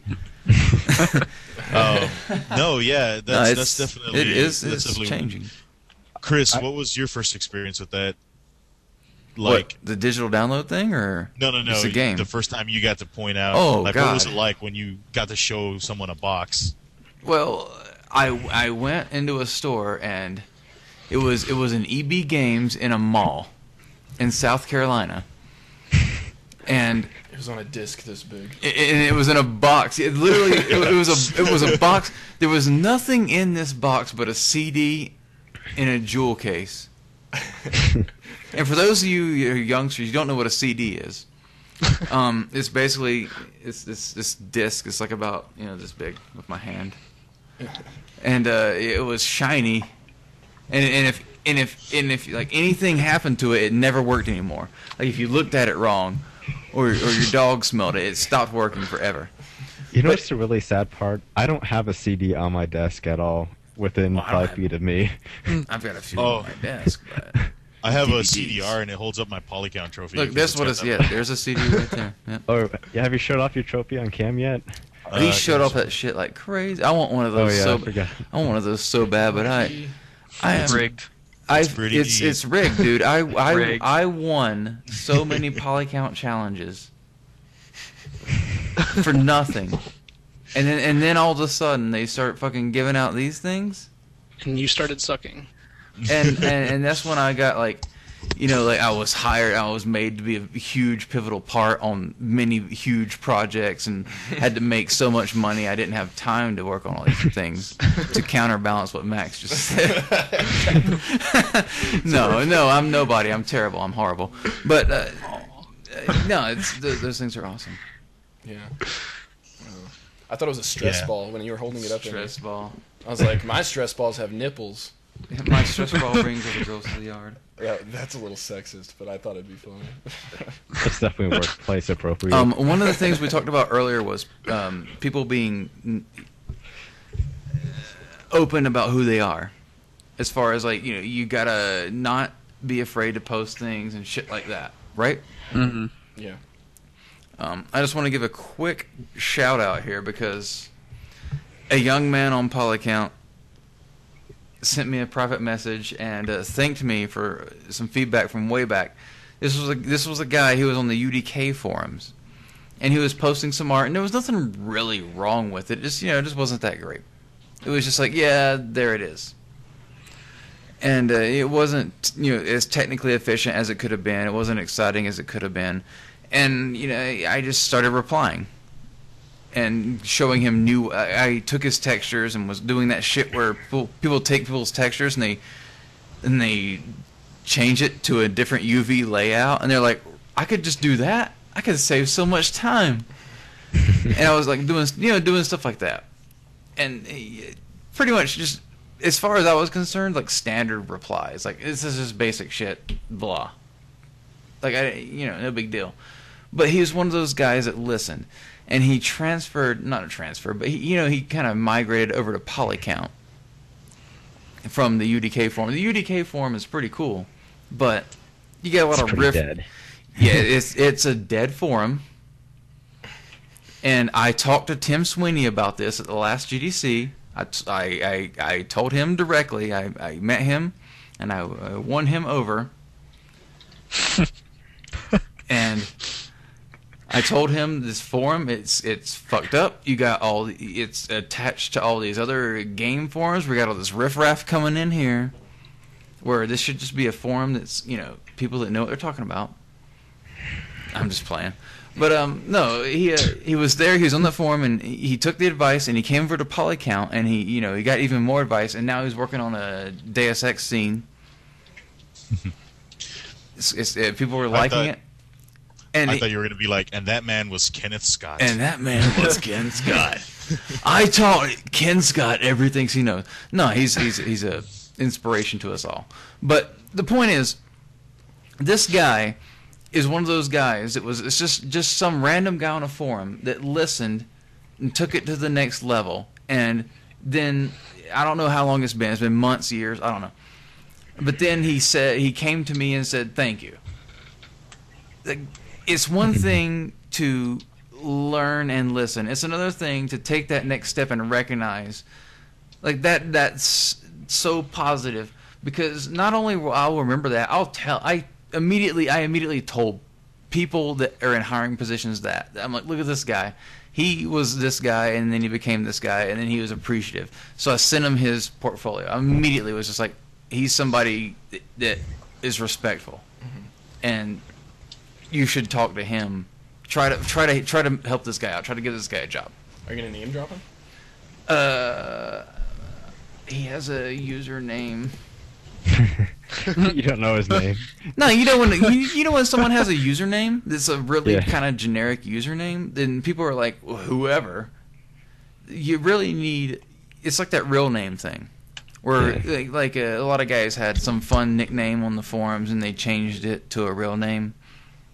That's really important. Like Mark. I think way back in the days there was a guy who was really, really awesome at art. Like his level art, and he would do characters and stuff. He's amazing. But his name was a Neon Genesis. But I don't know if you guys remember, but every other character was one of those, like, you remember how people used to type things on the internet? It would be like one letter was a lowercase letter, and the next letter was a number. And then you have a small x and a big X at the beginning, and then a big X and small X. Well, that's some kind of crazy new thing, but this was like that leet speak, right? Yeah. And his whole name was Neon Genesis, but it was like N30 whatever. Yeah. It was ridiculous. But the guy was an amazing artist, and then he changed his name, and he immediately got jobs because people figured that out. Anyway. And that man was Kenneth Scott. But no, this guy, Alex Wells, environment and prop artist. He's working on a Deus Ex scene. He goes under Polycount under the name BioFrost. Yeah, I'm on his thread right now. Yeah. He's a good guy. Yeah, pimp his thread. Pimp his thread. Go post So, it like now. I was saying, as far as the Noobcast goes, that is so on point because that is a guy who's trying to get in and he's doing the right thing and he's got a good attitude. And I like that. I like that. And I told people. I immediately told people, like, look, this guy, he's respectful. Check him out. Yeah, it's kind of the same deal at my school. Since I'm still in Pittsburgh, I try to help out when I can, like the younger students and stuff. And if you're not actively seeking help or asking questions or anything, then I just kind of view it as a waste of time. Mm-hmm. You know, like I try to focus my efforts on people who are actually looking for help and are appreciative and don't have like ego trips and stuff like that. So, like it's kind of the same. Perfect your craft. Vein. Yeah. Actually, here's something too. I know that you guys went to go. school together, at least Max and Sean. So tell us about your school experience, because I know me and Chris have our views on school, but it's nice to hear sometimes people who do have a more positive outlook on school. What would you suggest to people going to a school or thinking about going to a school right now? I guess right now it all depends on what you're looking for, and before you make a decision, have a good. Really good. If you're going in for games, especially, do your freaking homework. Because like we said before, there's so many people that go in without a clue, but it's really more so like knowing what you want to get out of it. Because I went in and I switched to game design, and it was just kind of like learning all these new things. I was like, oh, that's right, I can do 3D modeling now. I can do this stuff, and really all I wanted to do was draw, because I'm a shithead. And I don't know, Sean, you want to help me out here? You want to go with this? Damn it. I guess my advice to people looking to go into school is, well, first, like Max said, is do your research, because you can easily learn all this stuff by yourself online for free. Like, the only thing I really regret about school is the money. Other than that, I loved everything. I love all the friends I made. I love all the connections I made, networking, and just the whole school experience. But to be honest, I went to school 3.5 years. halfway through that, I wasn't learning anything new except for from polycount and E3D and 3D motive and stuff like that. So I guess overall, I don't regret going to school, but I think it definitely wasn't worth the amount of money I have to pay back. Yeah. I wouldn't say so- I wouldn't say it's not worth the money. I mean, it's definitely, you get out what you put in, of course. But That's true. one thing that I would suggest to help save a little bit of money is go to a community college and get your gen eds out of the way first.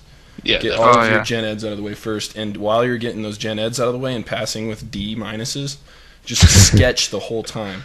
Like, just draw or sketch. Try to learn a little bit about Max and Maya, and get on the forums and stuff and ask questions, YouTube up some tutorials or anything like that. Just get your gen eds out of the way first, and it'll be thousands of dollars less than what you'd pay at at the Art Institute or somewhere of that nature. For sure. Getting involved in the community is definitely, I guess, like on the same par as getting involved and getting an education. Like, you kind of have to do both to get like the most out of it at this point. Zach, You can even just go to like a community college and take art classes and game design classes without taking general education classes if you just want an introduction or just actually spend some time improving your skills. It's cheap. You get to meet people that help you improve, and you learn a lot. I did that for a semester or 2 semesters, so learn a lot from sculpture, from life drawing classes, from painting. Just a whole lot of general knowledge and art in general. yeah, I was going to ask you about your school experience because I know it's different than the other two guys. That's kind of cool to hear. A lot of people do knock, local colleges and stuff, but they do have some pretty decent classes that are really cheap. Like I want to go take art color theory again here at the local ACC, so I'm trying to see if I can audit that because it's theory is what I'm taking away from it. You know, they're not going to hold my hand and make me a better artist, but they can point me in the right direction, and I'll guide myself, and it's just a good way to save money when you compare it to how expensive the Art Institute can be and stuff like that. Yeah. Like through the college, they actually paid. They had a basically mini contest. You propose a sculpture, and a local park actually funded the supplies for it. So I got like $300 worth of supplies. I built like a really cool giant TV that got displayed at a local park for the summer. Nice. And it looked pretty sweet. That's cool. There are some pretty cool benefits to going to a school. Like, as an alumni, I'm able to go back and sit on any class that I'd like. So I could just go to any life drawing classes. I could go to any Max or Maya classes that I want and just sit in there, as long as I'm like respectful of the other students. So like things like that are definitely cool. Again, the biggest problem with most people is how expensive it is. But in my personal opinion, since I'm not a very materialistic person, all of my money goes to like food and gas and like those type of things. Utilities. Yeah, things that are more of a necessity than a want. I didn't really care about the money going in. I knew I was going to be in debt by thousands of dollars. Brian spends no money on clothes. I gave him that shirt. Yeah, this was a shirt from Chris. And that's I guess that's the artist in me. I just don't care about anything else but the creativity. That's just me. It's the hobo in you. Yeah. So That's actually true. A lot of Art Institute students don't know that if you're an alumni or you can go back and take any class that you have taken for free or something like that. I can't remember exactly. I don't know the exact clauses behind it, but I could literally walk into school and just walk in any class I want, Now, and they really wouldn't Apparently, care. what I understand is you can have sex with any girl in the college, and no matter what In any happens, class that you it take. counts as consensual just because you're. Because I'm an alumni. Is that true? I mean, I know it's not, but it's a good joke for me right now. It is true. It is true in international waters. Oh yeah. But Other than that, that's bad. That's bad. I actually need to go ask about that, if that applies to dropouts, because one of the teachers at the Dallas school told me that, yeah, as long as I took the class, it doesn't matter if I graduated or not. As long as I paid for the class, I can go back and retake it. If that's the case, I'm going to go do that for color theory. Oh, that's pretty awesome. I didn't know it would apply to that, but that's pretty cool. Yeah. I just had a small piece of advice, I guess. If at all possible, I would recommend trying to go to school somewhere near like a game industry hub, I guess, like California, Seattle, Austin, or something like that. Because I know at least out here in Pittsburgh, there isn't a huge game scene, which can make like finding internships or jobs kind of difficult. Like I have a 3D job currently that I got while I was in school, but it's in like the simulation visualization field. So, and just from what I hear, like guys out at the Art Institute of San Diego have a much easier time just because they're so close to the industry. Yeah, you can build relationships real easy with game industry guys. Yeah, I strongly agree to that. I wish I kind of moved somewhere where there's more of an industry, like just Austin. Being able to go to beer nights while you're in college would be awesome. Well, weren't you in Austin for a little bit? No, I was in Kansas City. I've been in Kansas City my whole life, but I just moved to Columbus, Ohio, December. So I thought you were coming to Austin. nope. Nope. I remember wrong. What about teachers, you guys? What would you recommend for students if I'm a new guy getting ready to look at this art school? What questions should I ask, since it should be fresh in your guys' mind? Ask if your teachers are still involved with the industry first and foremost. I think that's the most important one. Everyone at the school is going to lie to you at first to try to get you in. It seems Oh, like. definitely. So just I guess don't be gullible and buy into their bullshit. Like, know when they're bullshitting. You can always ask to see their portfolios. I know Noman was amazing about that. I actually went to visit Noman like when I was a senior in high school, and the teachers aren't afraid to show you their work. But there's some places where you don't know what your teacher does or how good he is or anything like that. So that's never a good sign. Yeah, I can see that. That's even stuff that like I wish I had known going in as a dumb high school graduate. Like, yeah, I'll just join this school. I don't give a shit. I do have some advice for the rich, the parents of rich, or the children of rich parents out there that just decide to go to art college. Just go because, for it, Brian. You got this. Yeah. If you're just gonna go to art school and just jerk off and just try to get your degree or whatever because your parents have the money to take care of you, that's great and all.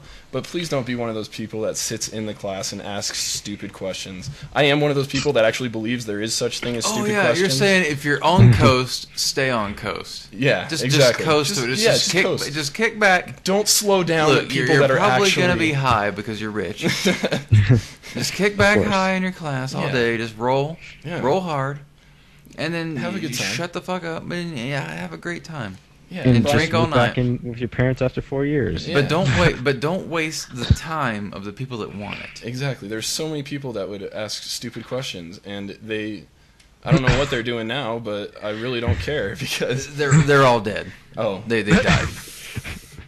Brian just asked you literally don't jerk off in class. That too. Well, No. do it at your own risk, but just don't get caught. Whatever gets you off, dude. Whatever gets you off. But yeah, did you guys have a lot of students like that?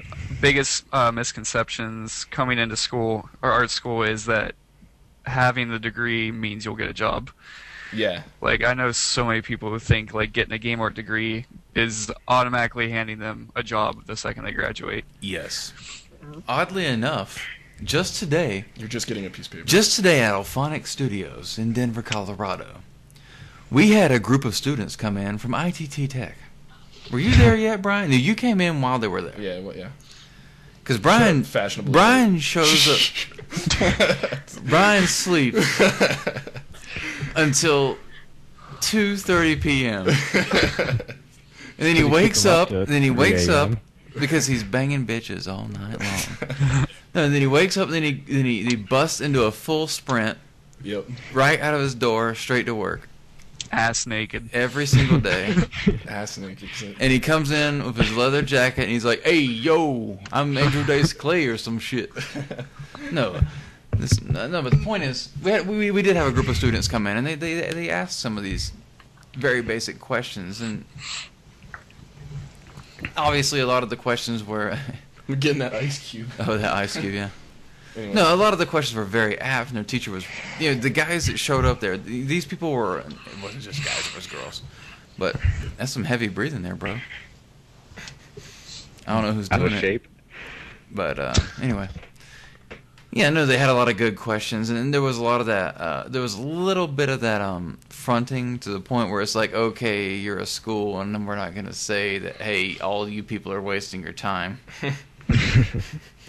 No, it's not necessarily wasting. People are getting. One of the things people always neglect about an education is the people that you meet, the networking, the contacts, the possibility of these people inspiring you and moving forward. And obviously, Max and Sean sort of, they have a history of they went to school together, so that's something. That's something. Try and repress those memories. And they try to repress these memories, but look, they got diddled. It happened. That is a good point, though. Like a lot of students are worried about wasting the money, but really you're wasting the best 4 years of your life, in my opinion. If you go to a school and like, It's possible. I mean, maybe you're not wasting those. Well, 4 there's years. Maybe there's you're that actually idea partying that your ass off or there's whatever. the idea that Let's party schools. if you go to there's the people that you know and the people you meet, and like some of those people move forward. If you're able to move forward with them, say, okay, you're in school, then you're entry level, then a few years later, you've worked your way up and you're a senior, and then all of a sudden you're a lead, and then whatever. There's gonna be people that you meet along the way that are also gonna be there with you. Like the guys that you're dicking around with and making mods, and there's gonna be a few of those guys that are gonna be leads someday, 5-10 years down the road. I mean, I can say the same thing that happened with me and John Jones, who would have been here tonight, but he's feeling a little ill. Oh, we got plenty. We started just modding Quake together, and now this guy is like doing his own thing. He's got his own studio going. We've worked together on many projects. It's it keeps coming back. There's networking. Yeah. The networking is so strong. You can meet people. You never know when. You never know. You never when. There could be some guy that's like some fucking weirdo, asshole, creep, whatever. But then 10 years from now, he's the AD over at blank, and that studio is huge. That didn't exist in whatever year it is. Whatever. Okay, I'm graduating in 2012. And now it's 2020. Yeah. I'm 8 years deep. I'm a veteran. I gotta get a job.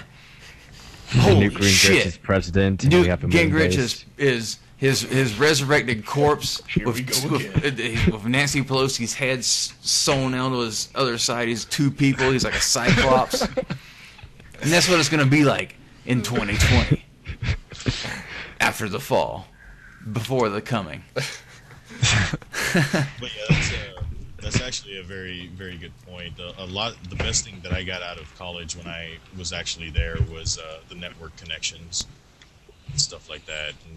And a lot of those guys, I'm still really good friends with and keep up with and see where they're at. Yeah. And you never know when you're going to cross paths with people again. That kind of stuff is kind of invaluable when you're talking about whether it's worth going to school or not. And I guess that's, you just kind of have to weigh it. If you're in a good place and you are talking to a lot of game industry people already, then perhaps that's not necessarily what you need. But if you're at square one, the way I was when I moved to Dallas, I didn't know where to start. And together, we just all got together and made some cool art. And 11 years, well, I guess by this point it's 13 years later since I went to school. I still keep in contact with those guys, and if I know I could always count on them if something happens. And hell, I'm starting, my studio is co-owned by one of those guys that I met in college. Wow. It just clicked so well. Yep.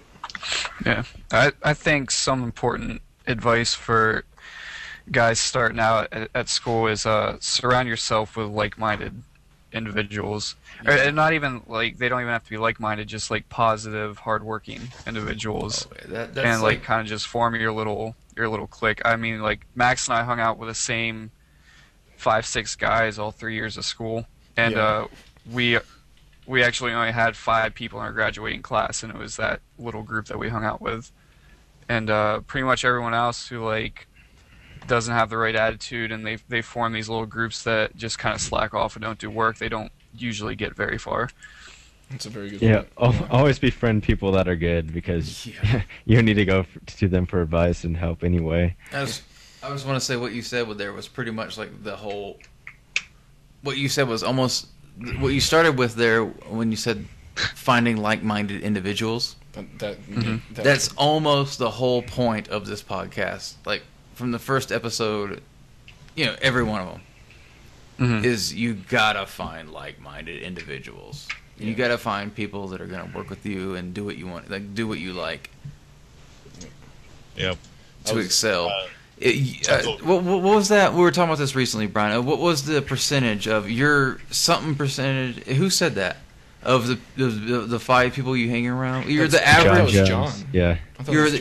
John said you're the average of 5 people that you're 5 people that you hang around with. How's that go? Something like that. Yeah, you're the average of the 5 people you like hang your around 5 with. best friends. Your 5 people you hang around. You're the average of them. That's why I'm an asshole. Yeah. Nice. Because he hangs around me. You, Chris. Everybody else in Brian's life is super nice, a grandma or a Girl Scout. And bulky. But then like me. Yeah. Chris just brings down that average. I'm like a Destructoid review. I'm just bringing your Metascore down, son. Inside joke. Yeah, anyway, that was definitely a joke, because Chris is definitely one of my bigger inspirations, and he definitely outweighs the average part. Like out of the other 4 people, I don't know who they'd be.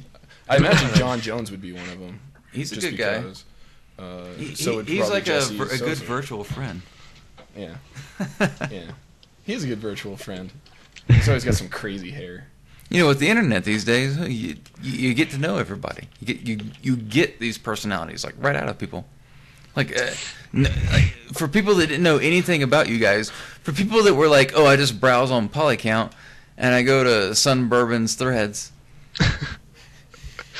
And he's like, look at this art. It's cool, dude. You're awesome. I love you. But they don't even know what you look like. And all of a sudden, they've got this. You're a star. Now you can't walk down the street without being raped. Anally. I'm so glad I don't have a camera right now. Yeah. I'm going to change my dream to that. Nice. That you don't have a camera, or what I said? Be raped by a crazed fan. Yeah, whatever you said. How deep wasn't Jesus talking about how some guy went to the Bethesda studio and posted a video on YouTube of him putting stuff on everybody's cars? Not Jesus like Jesus Christ, but I think Jesus. not that Jesus. Chris Zadana, Polycounter, Jesus, Geezus, works at Bethesda. I don't even know the whole story. Apparently, some guy was he marketing something or? Okay. I'm glad someone followed us up, because I saw the video on YouTube because somebody tweeted it and I watched it. And I had no idea what was happening. I got into a conversation, quasi conversation with the guy, but basically he's new to the country. And he has this YouTube account that people from his country, like, there's some of the people that he knows or whatever from his country, they watch him do these things. And where he's from, and I can't remember the country that he's from, you're not allowed to do those kind of things. You can't go and solicit publicly. And so he's showing them what it's like to be in this country and do these things. And I was like, wow, okay, that's kind of awesome, that he's doing that. But then he comes across and just starts going off on these tangents, and he just gets really creepy. And yeah, It's like all this bottled up. He went and he put a thing under every person's like car. You know, it was just creepy, man. That guy was just so bizarre. But yeah, that's why he did that, is because he's trying to show people from his home country how you can market in the United States, or the kind of freedoms that we have here, and how you can do it. He's just a creepy guy, awkward guy. That is the only thing I picked up from that video, was that dude is fucking creepy. And of course, what he was quote unquote marketing were his ideas for Skyrim and how they can make it better and stuff like that. So, like, you just did that the wrong way. It's good that you're showing that you can do this, but was it effective in the end? Probably not. It was very counter effective. So, Jesse, did this cast meet your requirements for a Noobcast? Yeah, it was all right. I mean, the guys are cool, but I find them to be a lot wiser than most what I consider new guys. He wants a starry-eyed doe. Yeah, It's gonna be staring in the headlights. Like, oh my god, you work These in guys video were games? like full dramatic, like, do? no way, dude. That's not how things work. No, really. This is what we do every day. No, I don't do like that. One of those kind of guys. He was so ready to drop some knowledge. no, You only go pluck a few freshmen out for the next one. it's just you know, and He's like, get the Noobcast. Okay, let's get a polycount moderator. We'll get this dude that everybody loves. To be fair, we did put this together in. We put this episode together in like a couple of minutes. This episode, if you followed on the Facebook, what everybody asked for, we did. We put it out there. It's like, hey, what's the questions? Post it on the Facebook. Oh, we didn't answer any of those, did we? And, no. The whole point was you post it and we answer on the show. Yeah. No, I mean that's what I meant. Almost most of them were focused on GDC, and we're going to talk about GDC. But then, within like a couple hours before the show, everybody was like, "I'm sick." It was more than one person. It was a lot of guys. Yeah. And all of a sudden, we just kind of put this together. It just happened. We're just Yeah. like, I "Hey." I am 5 minutes beforehand. Yeah, we were like, "Hey, just do this." I literally came home and started messaging people, to as many people as I knew. I was like, "Just hey, you want to do the show tonight?" I've heard this joke from some comedian, but I think it was Neil Brennan. He said, "You want to be on my podcast? Is the new? Can you give me a ride to the airport?" Yeah. Yeah. And that's what happened tonight. We got hit hard. I just got home from sketch night and from the comic book shop, and I sat down and I got on Facebook, and then I saw Chris's message come up, and I was like, "Fuck, God damn it!" And I was like, "What?" And he's like, "Yeah, let's do a CrunchCast, talk about GDC." I was like, "I've never been to GDC. He's never I don't even know. been to one. I'm not going this year. I'm not really planning on doing anything." And he's like, "Well, let's do something." I was like, "Fuck, I was gonna go to sleep early today, but I guess not." So I was like, "How about Noobcast?" And I looked, I saw Sean. I was like, "Hey, want to be on a Noobcast?" I was like, "Is Max there?" Hold on, let me log on to IRC. Max, get on Google Plus. Yeah, And before I even hit you, I hit everybody on like Google that was their names were still green. I was like, "Oh look, there's Zach. I know he knows how to put a sentence together."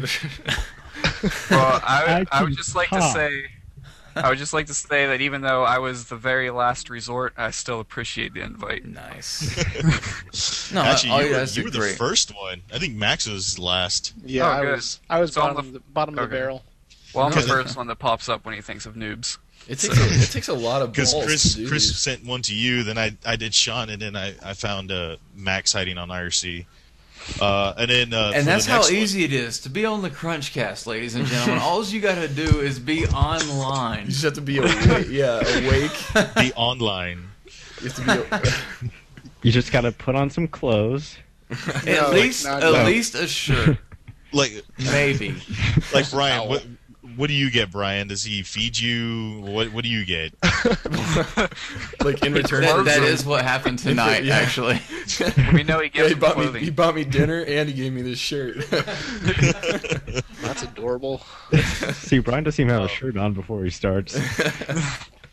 No, But but to be if honest, we have, I was just go ahead. just Jesse. say next time if we do have a little bit more of a heads up, I got a couple other guys I know. Bone Brew wants to be on, and nice. Elroy's another good one to have, and there's a couple other guys I can probably wrangle up. Absolutely. I got quite a few PMs myself from some people that were You interested. should have like a model design Tea day and because cigarettes. there's I know, a lot of people yeah, on there. Chris Zdana wants to be on it. I know that. Yeah, but we're only going to do the Tubcast. Yeah, it's the podcast. The Tubcast. I take Brian, you're not invited. Okay. I've got to put But- together a soft piano piece intro for that.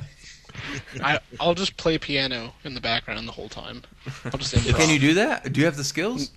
No. Oh, because I have a keyboard right here. It'll make But it I better am if it's just terrible bad at piano. it. It would be so awesome if we could get somebody musically gifted on I this could show. probably play bad acoustic guitar, but that's about it. Yeah, that'd be awesome. I can play the recorder. There you The go. record.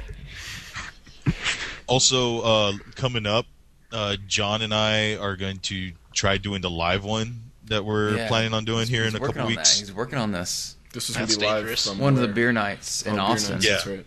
Hey, he wants to do some practices and then do like the official one. I don't know, Yeah. after GDC or something. Because Yeah. GDC is like I want to try to do one of these from GDC, Yeah, that's what. but I don't know anything about nothing. Yeah, The end. I'm just gonna leave that up to Chris. Yeah, But we'll gonna- hopefully make it work out. Yeah. We still have a couple weeks before GDC, so we'll definitely do the Have to GDC and the podcast. Buy a next. bunch of shit fast. And Take if one we of get those. that going, then I wouldn't mind trying to do this live at one of the conventions that I usually do. And I think that there'd be a lot of really good that would be noobish awesome. questions for that. Getting that shit out there, man. Getting it or in even shows. just talking. So you can Yeah, you virtually. could probably you can wire up virtually- a second mic and do like a Q&A at a show or something. Yeah. I mean, you never know what's gonna work out, and then you're gonna get a show. We can settle this up and get all this shit working, and sometimes it's really easy. Sometimes it's a bitch in the ass. We could probably just But- bring a camera and edit. Right? I mean, Well, I here's guess what that's you not do. You really can a get. podcast. Here's what you can do for a podcast. You can get a field recorder, which is just this little thing that you hold in your hand, Mm-hmm. and it records audio. That's all it does. Or you can get like a laptop. You can get some cameras. You're gonna need a mic for sure. Oh yeah, you At get a some. convention. You gotta have mics too. Yeah. What John's talking about is getting these little mics that Clip to your attach shirt. to your shirt. Yeah, and that's good. And he hooks up to his laptop, and everything will be great. Yeah. And that should work great. And yeah, we'll try to figure out some things. We'll try to make it mobile. That's the idea. Expand it. Make the CrunchCast a bigger deal. There are really nice ones that you can get. They actually attach to your iPod. And there's 3 different like noise exposure settings that you can just flick on and off, and then you just play and pause. And Oh yeah, man. it's really useful. I've been looking up some stuff on some of these Spontaneous. websites, like ZZ Sounds and Amazon. They have this shit. There's Oh, some yeah. stuff that's like, here's this thing at $1,600, but it's the best shit ever. like high quality, like professional, like video mixers and cameras, like the high end shit. Speaking of that, we need sponsors. Yeah, give us money. Yeah. No, yeah, that'd be cool. Everyone I'm has a throwing my Coke money cup at on their this. desk. Yeah, everybody. Look, Fleshlight. Any money this show got would go right back into it because I've already spent. Yeah. I've spent I've got a whole doc of things written up like expenses for this show. Just how much it was spent just to do this, and get it online Just to every clothe week. Brian. Just to put clothes on Brian. Look, Yeah. forget about the clothes. This is the restraint from him not mauling everyone and just killing everyone on Earth. And to pay for all the beer I'm that very- John Jones drinks. And the pay. Well, that's. How Oh, dare speaking you? of alcohol, How dare Jesse, you? Did you ever get the Scorpion tequila? Yeah. Hold on. Let me grab it over here. Okay. Let me just drink half of it real quick. I figured we just need a conclusion Is he to wearing that one. boxers? Look at Jesse's background. Look at for those with the video. Okay, we're looking at his kitchen. That's like his. You see his little collection. Look at this Could guy. you all see my boxers? Oh yeah. Yes. We saw your nuts hanging out. Yeah. Nuts. They do that from time to time. Oh, he turned on the light. Oh no. Yeah, no, it's here. I could talk. That's it there. That's the scorpion. Well, there's a cobra head. You can see that. For those with the video quality, he's holding up this bottle of what is this? A liquor bottle? What is It's a whiskey. liquor? It's whiskey. Okay, and inside the bottle, what is that? The It's a There's giant a scorpion. there's A it's giant small, scorpion. It's a small king cobra, and then there's a black scorpion. Wow. It's sitting and on got- it. Yeah, and this is the tail right here. The tail's like coming up. You into can its see the mouth. silhouette of the scorpion. It looks like a flag that has a scorpion on it. It's like full silhouette, and it's sitting on top of his snake, which you can see the snake is up against the glass, and it's disgusting. But the snake, look, it looks like a very obviously a snake and very obviously a scorpion are in this bottle of whiskey, and For the people And from what a waste! Formaldehyde. The whole bottle should be whiskey. He's losing money because he's getting Yeah, less they're screwing whiskey. out of so much He's getting whiskey. less whiskey and more should be a snake. liquid snake. Well, for those that have been following the show, they know I paid dearly for that because I was really drunk that night doing the CrunchCast, the drunk cast. Oh, that was episode 10, the drunk cast. No, that was 21. Oh, you're right. Yeah, 21. Yeah. 10 was the metal cast. My bad. Look, this is my show. I have no idea any of the episodes. I have no idea what we do. I think that's Yeah. awesome because when I get I don't drunk, think any of us actually listen to the show except Zach. Only one. The I only probably won't fan. listen to this week. You don't want to Yeah. hear your own voice? I'll just play it for the view count to go up. Look, here's what you do. You take 10 it, tabs. you tweet the episode, you put it on the G+, you put it on Facebook, you let everybody know with a link to the video and the audio. You make sure they get the audio. Your Audio is favorite. very important. And then that's how you promote YouTubes. the episode. And if you don't I can just and tell if you don't everybody do I'm that, famous. you'll be never invited back. Oh, okay. That's the rule. You have to promote it. Because there's no other. We don't have promotion. yeah, There's no other way anybody knows about this stuff. Like, you say, "Hey, I did this thing," and that's all you do. And because you're amazing, like Max Davenport, people say, "Wow, he posted, and I love him. I'm going to look at everything he does because he's awesome." Mhm. And that's how it works. So now you guys are going to be super famous. Super I famous. guarantee it. I believe it. Look, if you guys don't get I want to be famous. jobs within a week, then Of this airing. then you fucked up. Yes. Then you fucked up, dude. You didn't promote it right. I'm feeling I might fuck up. Nah, I'm just kidding. Speaking of that, Yeah, how it's, far are we in? my Um, life has It's changed. gonna be like 2:30. Oh, or just 2. Or 2H deep. Nice. I just wanted to say, Zach D, made of rubbers. Wait, made of? Is he literally made of rubber? No. Or are we talking? Like, I made a prop maids? recently that's a tire, and for the logo on the white wall, or the side wall of the tire, I put made of rubbers Yeah. because I didn't know what else to Made put of on rubbers. the tire. Nice, nice. Wait, we're at the 2-hour mark already.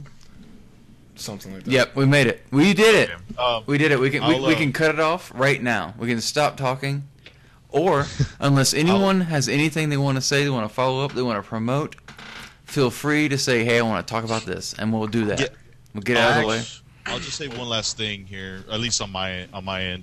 Going back and seriously answering what I thought about this. Yeah, I think we got some really good information out there from guys that are relatively still new to this whole thing. So I'm hoping that some of the things that they said will spark someone out there, to think a little bit further out the box and not just blindly expect a job after they graduate, or maybe think twice about a certain school they're going to, or just kind of realize that there's a lot of people in the same boat as you. You're not alone, and post on Polycount, and everyone's here to help everyone. So Ask your questions. Everyone ask your questions. I just want to say, I think everybody did a great job tonight. You guys are definitely welcome back anytime you want. It was I felt, yeah, we definitely did we made a lot of sound effects. We added, you know, when you get your IM programs. Here's what we do during the episode: is we get this program set up that just every few seconds it randomly makes sounds that sound like the IM program that you're listening to. You use is giving you a message, and that's what these motherfuckers are doing. They're destroying the show. Dude, that's gotta suck for people that are just listening at their computer. And they got a we Facebook message. like the only negative, and I don't mean negative like fuck you guys. Look, the only negative feedback we've ever gotten was the fact that these motherfuckers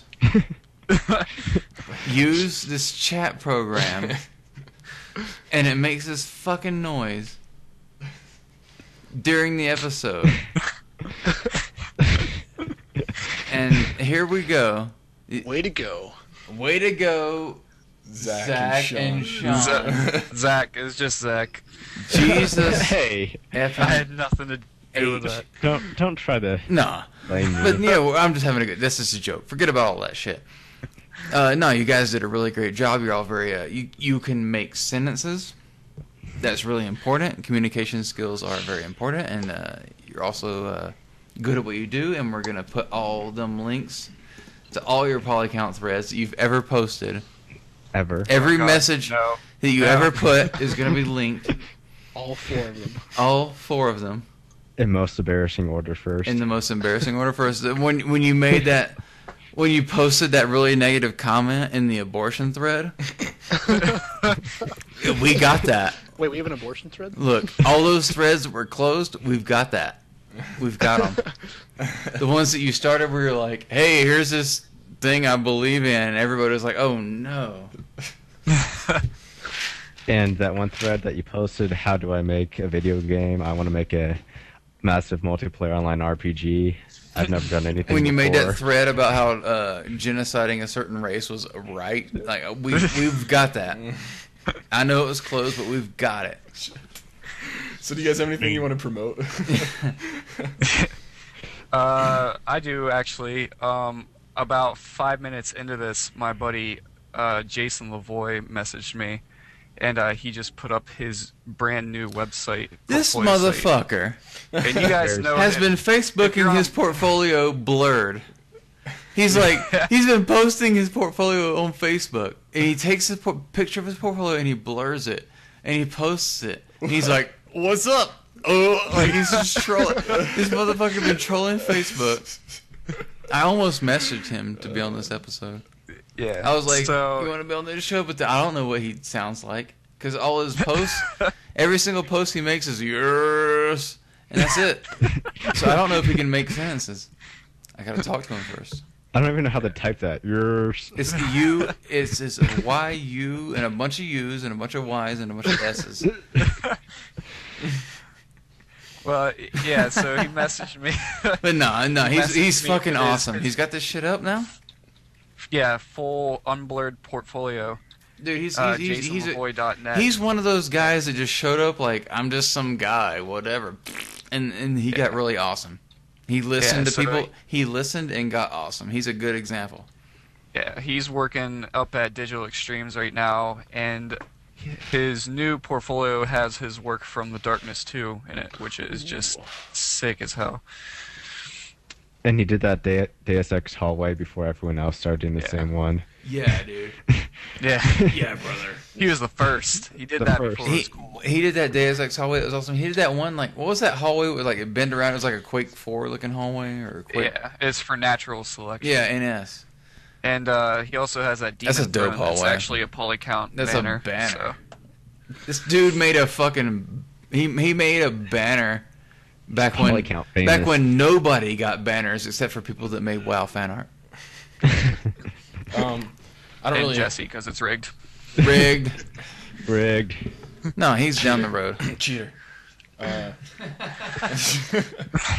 don't really have anything to promote, but when I go to GDC, I was trying to think of something cool we could do at GDC, Chris. Like while we're walking around, if someone recognizes us or something, they could just like shout something, and then we'll like shout it back. We're such huge we're so stars. dude. We're so fucking cool. Look, here's what I did recently. I took the statistics on the episodes, and what I found out was all the top episodes have Brian McConnell.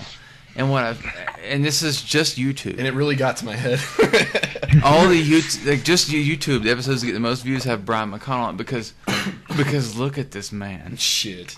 Anyways, I think Look at this beautiful man. Take off your shirt. no, wouldn't that be awesome? You just need to do that like at the start of every episode and put that as the thumbnail. It's just Brian going like that. Just Brian's look. I need you to do I like try give to me start out some with serious, poses. and it leads to me being shirtless. No, but I do think that would be really cool if like some of our fans like I don't know, not showed appreciation for the podcast, but like we could relate with them in some way. Like we can guarantee you a job in the game industry if you're a girl and you show us your tits. ooh, That's just for Brian. Fine print job pending. We could just do shout outs. Just have like business card things that they can just jot something in the back and just shout out in the episode or dude, under the video or something. yeah. What I want to do is I just want to carry my camera with me and just like snap, like just be Snap like, pictures. I got my camera in my hand. Hey, I'm here with blank. What's up, bro? And then they say what they want to say and then Yeah, drop out. They could just be like, hey, check out my portfolio at blah. And I'll just grab that and I'll just do that. Well, that should be it. If you want to have your picture on the CrunchCast, I'll just edit all those pictures together real quick, and you'll have like a second. You'll be on the. I can do it CrunchCast for a myself. second. No, I'm good. Yeah, no, I it don't. doesn't- Taking I the don't project need away from you. him. It doesn't really matter. Nah, but if you want to do it, that'd be even better than me doing it because then I wouldn't have to do it. Either way, like that'd be cool if we got like our faces all smiling with all these people and stuff. Start photoshopping stuff in the background of the picture too, like Like with a Zac. swastika tattoo. I'm trying to relate with like all the people out there because like this is gonna be my first GDC. I want to make it like somewhat memorable and stuff. Hey, Get drunk. GDC is the Every day. best. Wait, Just- what? Just start drinking at noon. Get some Scorpion tequila. I'm just gonna drink sake. That's all I'm gonna drink. I'm just gonna buy bottles of sake and put them in. Brian spends his first GDC just drunk and shirtless the entire time. It's not that way. I haven't. Unreal Force announces up on stage waving his shirt. I actually haven't Story of drank since New Year's Eve. I'm pretty proud of myself, but I'm probably gonna get a little bananas at GDC. So Bananas. yeah, I'm gonna have some fun. Here's what we do. We'll go to the Party all massage day. parlor. The end. Happy ending. Massage parlor, tattoo parlor. Done. 5 days Tattoo at the massage parlor. Get my face on your butt. You and like 4 other poly counters, you can get like jacked up green tubes tattooed on your chest. Nah, I ain't that way. You have to get it so it matches if you all four get together. Like on 1/4 of it. A and you have, mad like, this fold around in. each other. There you go. Whoever takes the coolest picture with us at GDC wins a free tattoo. We'll pay for it. Fine, cool. I think there Awesome. needs But to it be has a to be of price our limit. faces. Well, know. that was pretty much the perfect podcast. I'm just going to throw it out there. Beyond the last 30 minutes, the best thing we've ever recorded. Thanks, you guys, for being here. I feel like unless... Did we cover everything? No one has anything they want to promote, right? You're good? Not really. Yeah, we're all good. Straight, good. bro. Once I finish my website, I'll come back. Yeah. You're not allowed that. So, yeah, we'll link you in the YouTube. It'll be great. Everybody will love it.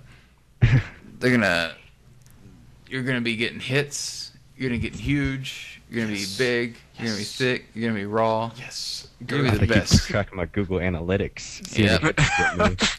People are gonna be liking you on Facebook. It's all over. Forget Follow me about on it. Twitter. And... But nah, forget about all that. I'm gonna start my Facebook fan page. So yeah. So Internet famous. Bam! Guys. CrunchStudios.com. That's the big website. It hosts all the episodes. You can see them all there. You can check us out on Facebook. Please like us at facebook.com/CrunchCast. For some reason, I have this retarded long name on YouTube. It's YouTube Dr. Squats and Milk. It's a dumb name. The whole idea is, here's the idea. Here's what you got to do. Here's the real dream of everybody on the internet. You come up with a dumb username on a website, and have people call you that. On the UDK forums, the Unreal ones, my username is Max Power. At the last GDC, one of the funniest things was how many people came up to me and addressed me as, "Hey, you're Max Power." The idea that name came from that episode of The Simpsons where Homer got the name from a hairdryer. That his name would be Max Power. It was a joke. The idea is how ridiculous of a name can you come up with and have people call you that? Yeah. The Dr. Squats and Milk got on Game Informer. You don't even have your degree.